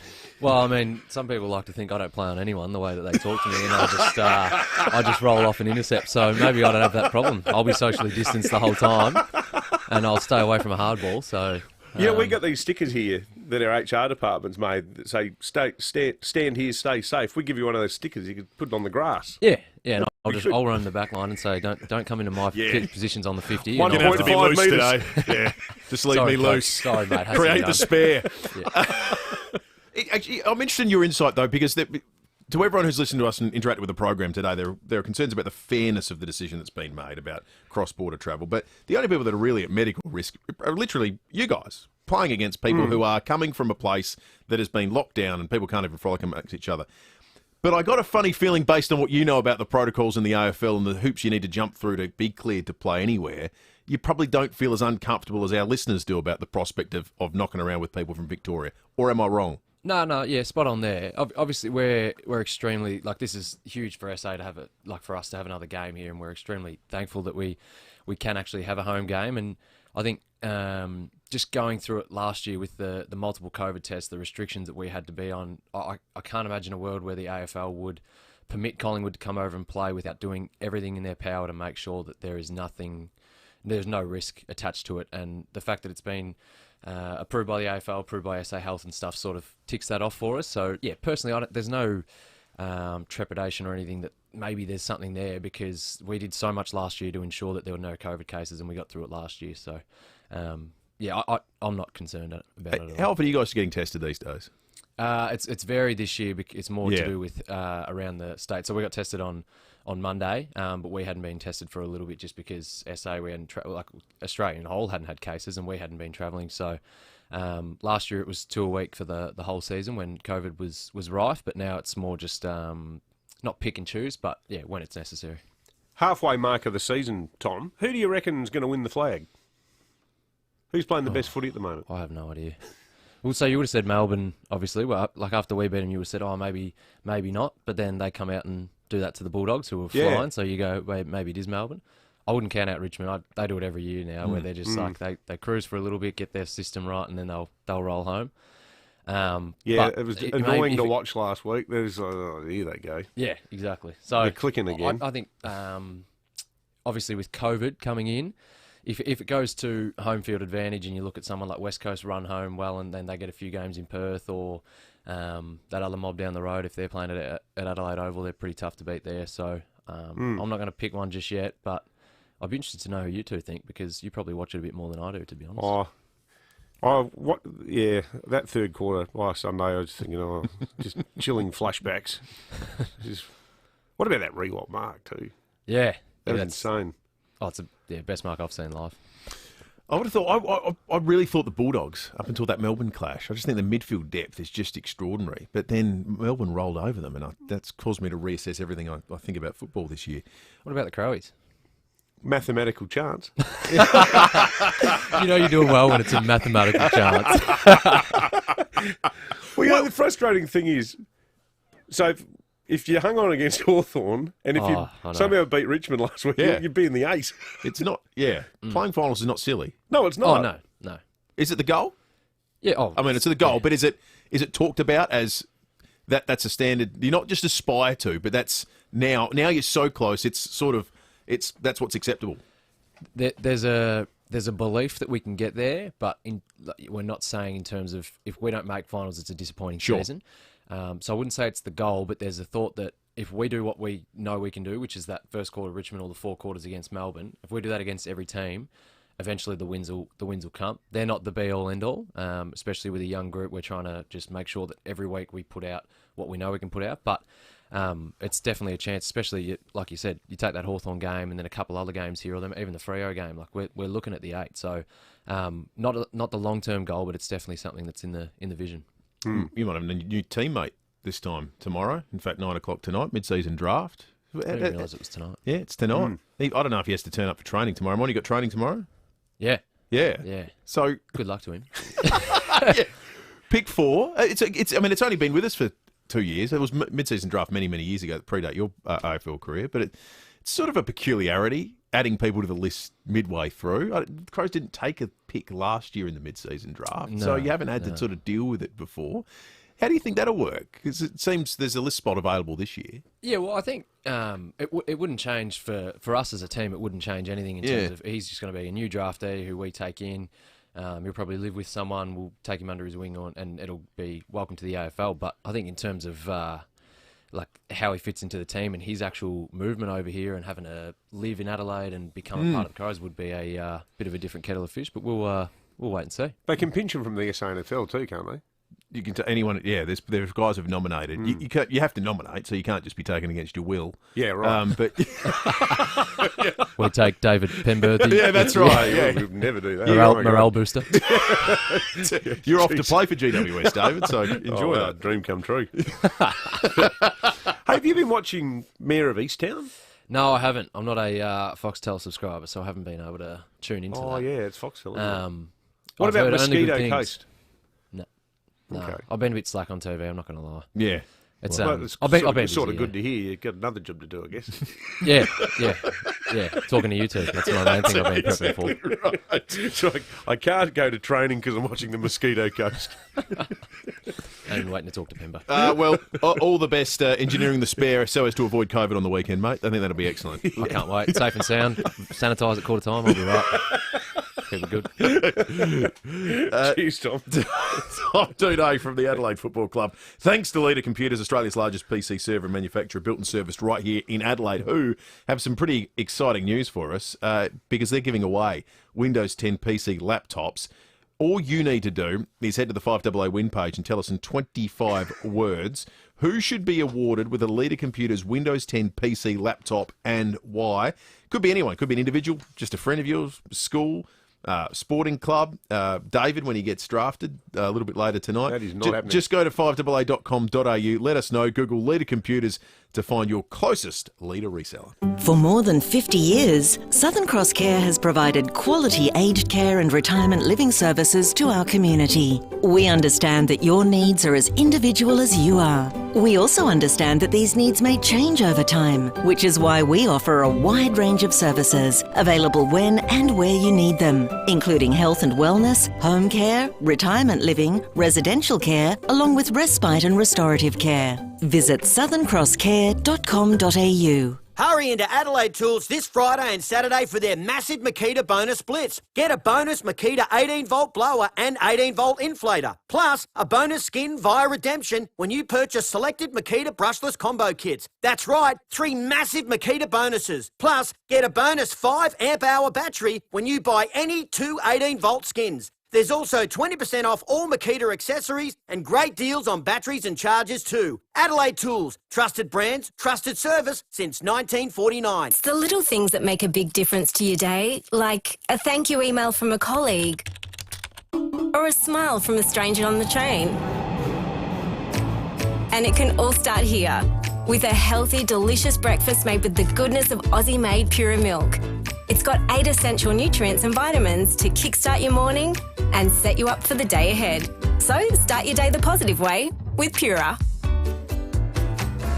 It's end of financial year already, and we're celebrating at You Install It Kitchens by giving you a massive 20% off everything. You Install It Kitchens offer quality South Australian-made do-it-yourself kitchens at a price that fits your budget, especially this month. Take advantage of our 20% off sale. It's for a limited time only, so head into one of our showrooms today, Modbury, Churchill, Glandore, Norwood and Lonsdale, or visit our Design Hub and 3D Kitchen Planner online. You Install It Kitchens, the complete DIY kitchen solution. Conditions apply. Before Adelaide 4x4 and Outdoor. After Adelaide 4x4 and Outdoor. Before. After. Before. After. Iron Man. Put some muscle in your four-wheel drive and head to Adelaide 4x4 and Outdoor. From Ironman suspension kits and bull bars to winches and everything in between. Adelaide 4x4 and Outdoor. Adelaide's home of Ironman 4x4. Goodwood Road, Wayville, and a new store now open on South Road, Morfett Vale. This is Adelaide's 5AA. Partly cloudy and 20 today with the 8:30 news. I'm Mel Usher. Physio Extra, your one-stop shop. Physio, Pilates, podiatry, massage, dietetics. For appointments, visit physioextra.com. Collingwood have been granted permission to fly into Adelaide for this weekend's clash against the Crows. SA Health giving the go-ahead despite the worsening outbreak in Victoria and our strict border closure. The exemption is controversial. 5AA listener Ange says the world won't stop turning if the game isn't played. There's half a bye this week. Why don't you make a full bye? Gives the whole teams, the whole thing to settle down for another 7 days. Is money that important that people's lives are at risk? If it happens again, more people are going to lose jobs. It's going to be a snowball effect. Have a full bye this week instead of half a bye. The state government will meet with the AFL this morning to address travel logistics and quarantine requirements. Victoria's current lockdown is most likely to be extended into next week. Senior Andrews government ministers met well into the night with health authorities. It comes amid growing concern about the transmission of the latest variant of the virus. Fleeting contact may be all that's needed for the virus to pass from one person to another. The Department of Health is concerned about venues such as shopping centres and markets. No daily deaths from COVID-19 have been recorded in the United Kingdom for the first time since the pandemic began. There's a small increase in the number of new cases, mostly linked to the variant first identified in India. But the World Health Organisation's Director General, Dr Tedros Adhanom Ghebreyesus, says the global battle against the virus is far from over. While we're encouraged that cases and deaths are continuing to decline in many areas globally, there is no room for complacency. Our hospital emergency departments all hit code white last night due to overcrowding. It meant ambulances were ramped outside with no available crews to send to life-threatening emergencies. Some people were left waiting up to an hour after calling for help. Shadow Health Minister Chris Picton says it's happening too often and patient safety is being affected. This can happen on the weekend, can happen any time in the week. Our system is majorly overstretched and it needs additional resources and it needs cuts to stop, frankly. A firearm and weapons have been seized at Williston. Patrols attempted to stop a Holden on Murray Street at Gawler around 2:30 this morning. Senior Constable Kate Dawson says the car kept moving, but they caught up with it nearby. A short time later, though, they located that same car parked on a verge on Main North Road at Williston with some front-end damage. So it looks like the car may have crashed into a roundabout and then had to stop. So patrols approached the car and found the learner driver still in the driver's seat of the car. A search of the car allegedly netting a Winchester sawn-off shotgun with the serial number ground off, 4 large knives, knuckle dusters and stolen number plates. The driver, a 30-year-old man from Angle Vale, has been charged with a number of traffic and firearms offences and unlawful possession. He'll front court today. Pope Francis has announced the most comprehensive overhaul of Roman Catholic Church laws in nearly 40 years. The BBC's John McManus reports. The new code is not entirely concerned with clerical abuse. It also toughens regulations for priests who ordain women or commit fraud. But campaigners will welcome the new sanctions which strip priests of their office if they sexually abuse a minor or vulnerable adult or possess images of child sexual abuse. The revision of canon law is partly intended to reduce discrepancies in the type of penalties available, with the Vatican admitting that what it called excessive slack in interpretation had sometimes put mercy before justice. And in breaking news, it has just been announced there are more COVID cases in Victoria today. 6 new local cases have been reported in the past 24 hours. Now turning to 5AA Sport. Transform your 12-volt and camping setup with kick-ass products from australiandirect.com.au. And it's over to Tom Wren. Thank you, Mel. Well, as we've heard earlier, Adelaide will play against Collingwood on Saturday, with the league confirming the fixture will go ahead with some measures put in place to minimise any coronavirus risks. Crows defender Tom Doedee telling David and Will the players have learnt to adapt to unfolding situations. So it's almost, you wait till it's actually 100% confirmed and you're out on that ground and the ball's about to be bounced, and that's when you go, yeah, we're ready to go here. Otherwise, you just prepare the week like you would normally. Meantime, Richmond forward Jack Riewoldt says he'll seriously consider returning to his family in Melbourne if players are required to live in hubs for an extended period. To tennis, world number 1 Ash Barty's determined to give everything she's got at the French Open despite not being 100%. She required treatment on her lower back and upper hip during a first-round win over Bernarda Pera. Barty says she won't be using her injury troubles as an excuse. I'm not going to hide behind the fact that I'm not quite 100%, but I can guarantee that I'll go out there with the right attitude every day and be really accepting of that and give it a crack no matter what. Alex de Minaur, James Duckworth and Astra Sharma have also progressed. Novak Djokovic also breezed past Tennis Sangren in straight sets. Briefly, elsewhere in the NBL, Illawarra's beaten the Perth Wildcats 81-79 and in the process locked up a playoff spot. And Central Coast has failed to jump into outright third on the A-League table after going down 2-0 against Newcastle. And that's the 5AA Sport. Now checking 5AA traffic. Get a great deal and 3 years free scheduled servicing on executive-driven vehicles at Dave Potter Honda. At Rosewater this morning, Grange Junction Road and Grey Terrace, a 2-car collision causing delays. Still got residual delays from an earlier collision at Salisbury North. That's at Waterloo Corner Road and Whites Road. Glenelg North, Anzac Highway near Douglas Grove, burst water main 1-lane eastbound, speeds down to 40 k's. And getting busy Panorama, city-bound, Alifs Road. That's actually quite busy South Road today drive. If you feel a chicken craving coming on, get down to Red Rooster for the Troppo lunch. Juicy chicken, chips and a pineapple fritter, all for $5.95. Get it while you can, where you can, available till 4 p.m. Adelaide's most accurate traffic on 5AA. Now the 5AA forecast. Audi's end of financial year event is on now. Visit audisolitaire.com.au. Heading for 20 today with a shower or two. Showers tomorrow 17. Friday a shower or two clearing, also 17. Right now it's 14 degrees. More news as it happens on 5AA. Then I saw her face. Get up to $100 instant cash back on top tyre brands at Bob Jane T-Marts. You're listening to 5AA Breakfast. David Penberthy and Will Goodings. 23 to 9, behind closed doors coming up very shortly. Story we've spoken about over the course of the morning. Adelaide High School students walked out of class yesterday in protest. Here's a little bit of what they had to say on Channel 9 News last night. Sexual assault and harassment is more rampant and common than anyone could ever imagine. Even just in like PE classes and all, it's very common for guys to make sneer comments about how short our dresses are, what we're wearing. We're protesting for better education and prevention programs in our schools to protect students, especially female students, who are at the forefront of this violence. We hope that there's enough pressure and enough demand that they will finally listen to us, because individually we've gone and shared our experiences and nothing has happened. We're also here today to encourage other schools to do the same in their school. And we're also standing in solidarity with victims. Some 100 students walked out of the West Terrace campus airing their disgust over the school's alleged toxic sexist culture and the lack of an appropriate leadership response to that. One of those students is Martha, who joins us now on 5AA Breakfast. Martha, thanks for your time.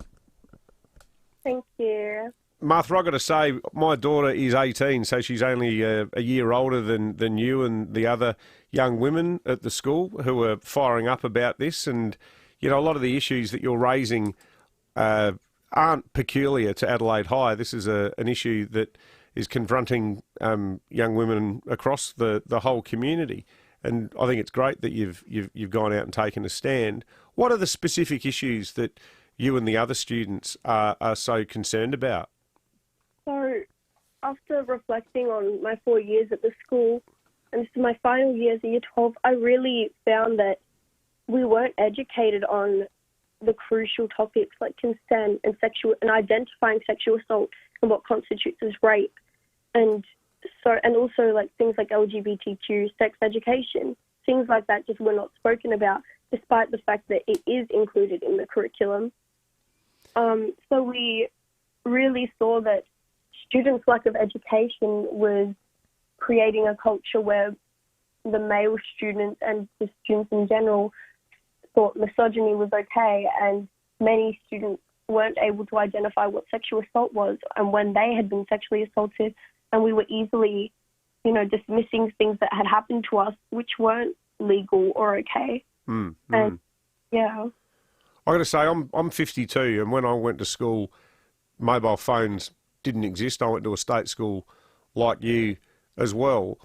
How has things like mobile phones and sexting become such a vehicle for this type of harassment to occur? I think it's made things like grooming easier for, say, older students to prowl on younger students, which is very much a thing ingrained in the school culture. I've seen that all throughout my 4 years of high school, that you've got these 17, 18-year-old senior school students trying to groom minors and, very young children, 13, 14, into, either sexual relationships or sending these photos to them. But I think it's also our access to technology and mobile phones has also made it easier to speak up on these issues.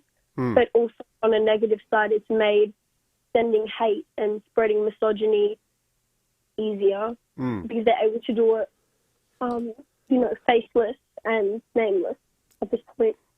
The other thing that I think has changed a lot is that when I was young, accessing pornography was really, really hard. Like, the internet didn't exist. There were no computers. Do you think that there's an issue where young blokes need to be told more forcefully or candidly that the images that they can readily access online should not be confused with real life and what women want? Yeah, that is a great point, and it's a huge issue at the moment because porn is being accessed by a lot of children at such a young age now, and it's giving minors and adolescents this false sense of what sex is. And it's also the nature of porn these days. It's hardcore and it's violent, and it's based around violence against women, and it very much normalizes that misogyny. Yeah. So when a student, or say even like a male student, they project violence against a woman, they may not even realize that what they're doing is wrong because that's the images they've grown up seeing. Yeah. I got to say, I'm zoned for Adelaide High, and my two younger boys, I think, will definitely go there because I've always had a high regard for the school, and it seems quite progressive. Do you think, in a way, the school is just a sort of reflection of a broader social problem? Like, the fact that this is happening at Adelaide High strikes me as not necessarily being a specific Adelaide High story, if you know what I'm saying. Yeah, we have taken that into account because it is a national problem that sexual assault and violence does start in schools. That 15 to 19 is that's the age that gets the most sexually assaulted per year. So it's clearly happening and manifesting within our schools, and that's why it's so important that education is at the forefront, you know? Yeah. And it isn't. It's something that is ignored and made a taboo. And I think the leadership at Adelaide High, their current tendency to just ignore it or hide away from talking about it is just a reflection on society. So you want more of a sort of open and sort of sleeves-up discussion and recognition of the problem? The taboo really needs to be removed before we can make any progress in preventing these things from happening. Mm. Well, good on you for speaking out. I know, looking at the photos in the paper this morning, it looked like predominantly it was young women who were protesting. But are you getting support from some of the guys at school as well? Well, I would like to say we are, but it's not a large percentage, you know. And most of the men at our school, even past students, they've just gone out of their way to project this misogyny and hate, and they're unable to critically think and critically see how this issue is so large. But they're easily able, I feel like they're easily able to undermine it since they feel they're not affected by it. Yeah. Which I think men are just as affected by misogyny as women are. That was a really good conversation, Martha. Absolutely. And we appreciate you coming on. And, yeah, clearly it's turned into a big story, page one of today's paper. And, yeah, good luck to the school dealing with it. And hopefully the people who are shrugging their shoulders about it can reassess their assessment. And I say that about the other students and hopefully not about anyone who's in authority at the school because, as I said, the school's had a terrific reputation for a very long time. And you'd think that they'll be determined to get to the bottom of this and to address the concerns that you so eloquently raised. Martha from Adelaide High, good on you for talking to us this morning. Thank you. Over 6,500 people have signed the petition thus far. We asked to speak with either the principal or the Education Minister, John Gardner, and neither were available to join us this morning. She made a really good point, that girl, and dead set. Like, in 1980, if you could get your hands on a Penthouse magazine, you felt like you'd won Cross Lotto. I can remember there were some of the tougher kids at school that always volunteer to help out on what was called the paper drive, where people would bring in old newspapers and magazines and the school would sell them to raise money. And, you know, sometimes like an Australia Post would be in the pile and, you know, down the back of the oval, the boys would go, oh, yeah, you know, passing this magazine around like it was the Holy Grail. The greatest problem, I think, for the relationship between young men and young women went to that question that we put to Martha, which she nailed, which is the imagery that you can access, not even deliberately, but by accident.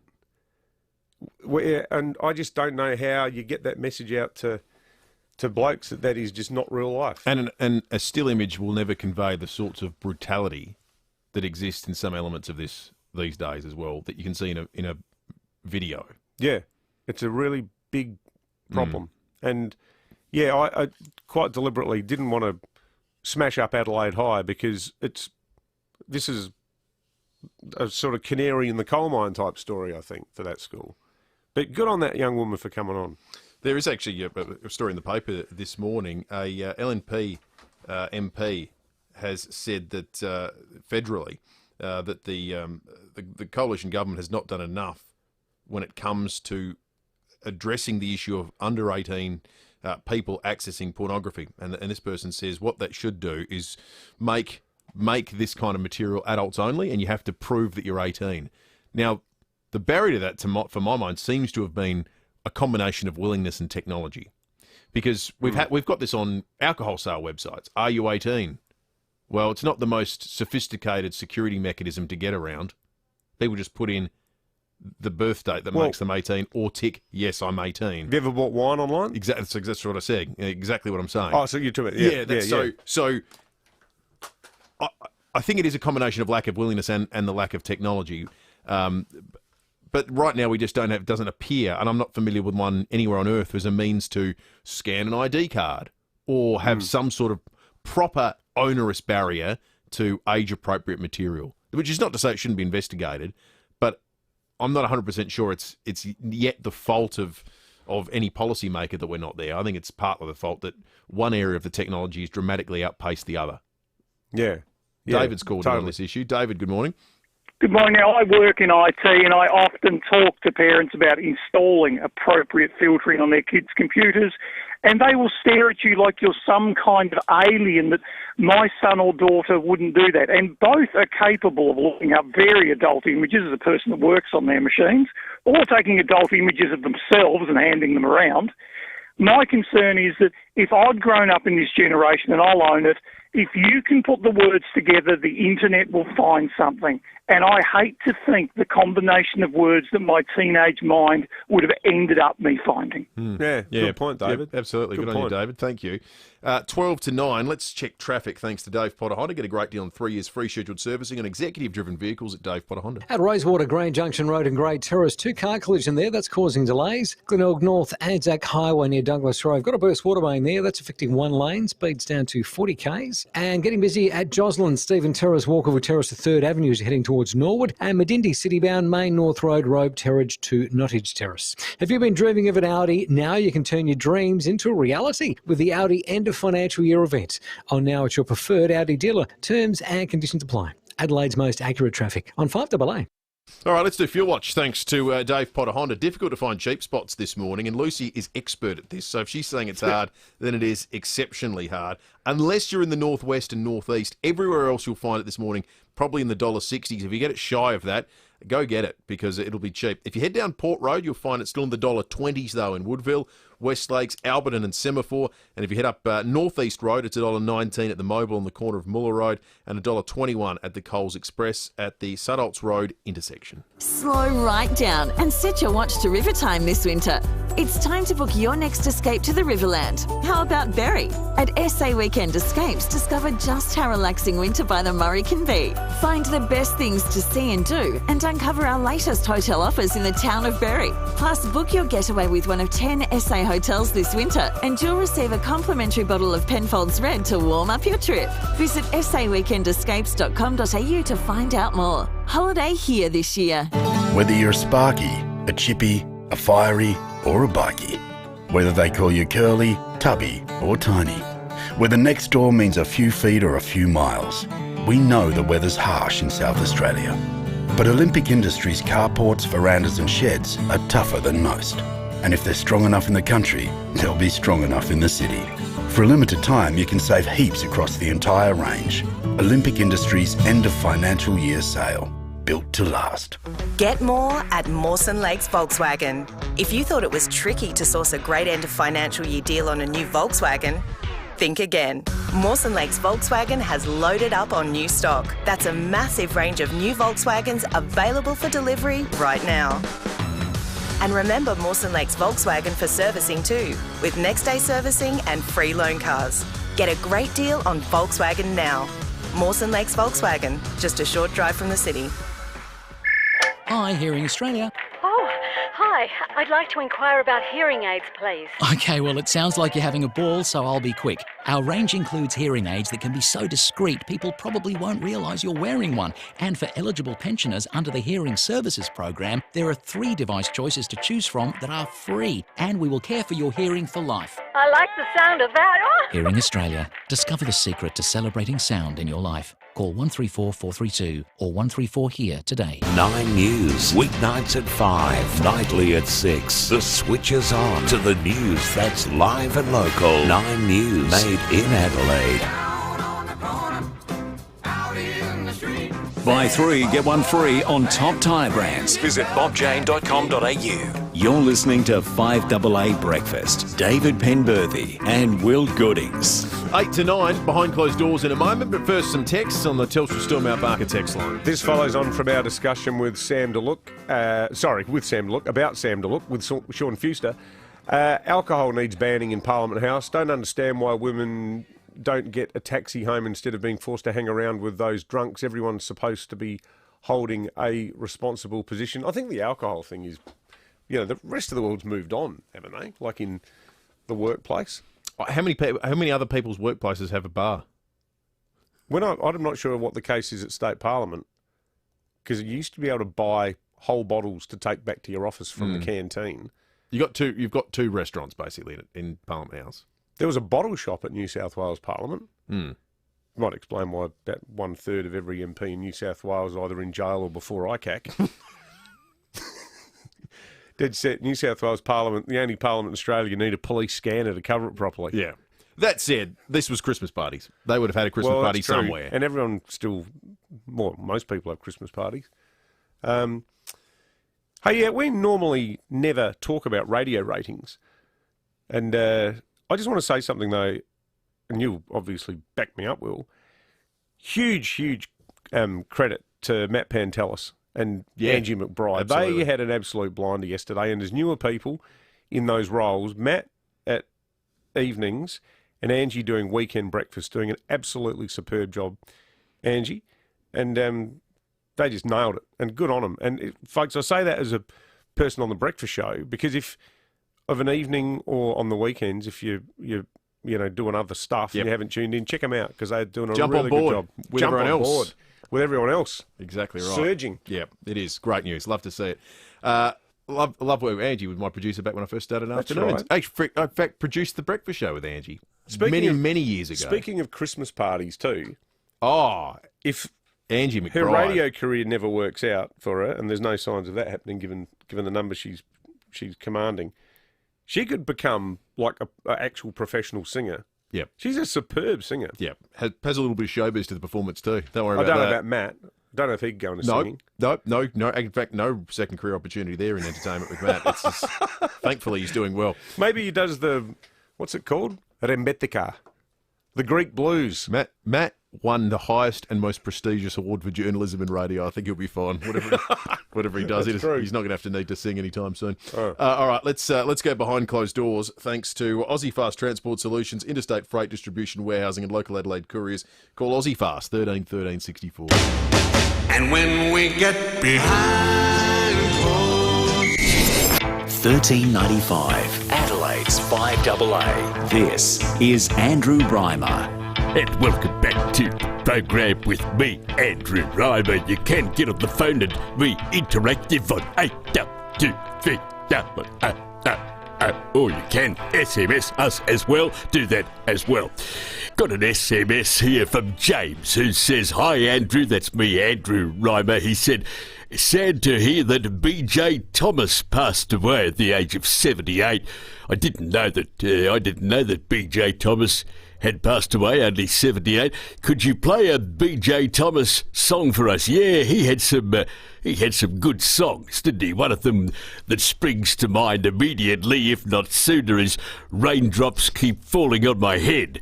That song was featured in Butch Cassidy and the Sundance Kid. Remember that one?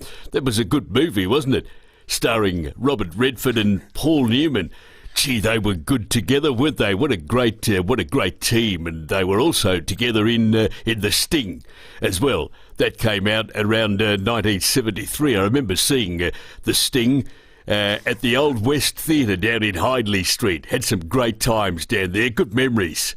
That movie, The Sting, that won 7 Oscars, including Best Picture and Best Director and Best Writing as well, and Original Screenplay as well. Really good as well. And what a great team Robert Redford and Paul Newman were. And that movie, they made it for $5.5 million, and it took in $159 million at the box office. And of course, the great music there from Marvin Hamlish, The Entertainer. That's the one I like, The Entertainer as well. Oh, yeah, that's right. BJ Thomas died. That can happen sometimes. Hey, we have got some positive texts about the Collingwood game. I'm going to read them out. Okay, let's do it. Peter says, "Everyone calm down. Re-AFL. The other mainland states can manage fly-in, fly-out for 50-odd people, escorted in and out, but the whole population can't be watched for compliance." Thank you for that, Peter. Then Dave in Para Hill says, "It's common sense to get Collingwood an exemption. They won't mingle with the public. They'll charter their own plane, security, bus. It guarantees businesses normal trade, which is worth so much, and it doesn't punish our state. If someone normal coming across the border can provide this to our community, surely they'd be considered too." Well, if we're cool with this, let's just do international students then. Oh, let's do other Victorians who are COVID free. That's the issue. Yeah. Like, yeah. I'm not against Collingwood coming. No. But I'm against the fact that so many other people can't.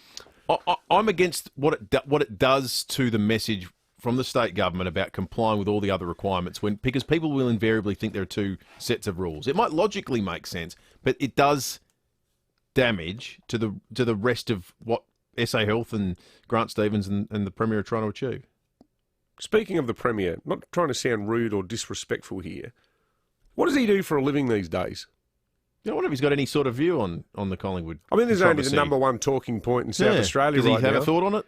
Grant Stevens admitted on air that he's been handed a you-know-what flavoured sandwich by SA Health having to do the sell job on this one. But what's the leader of the state say? Or who is the leader of the state these days? It'd be nice to know if he's got a thought. Well, it's not a criticism. It's just, I was watching that footage the other day of Grant Stevens announcing everything that's happening with Stephen Marshall standing behind him nodding. He's sort of become like the strategically placed female MP during question time, hasn't he? We can't have our highest elected representative in the state sitting it out. No. We're out of time. We will catch you tomorrow morning from 6 o'clock.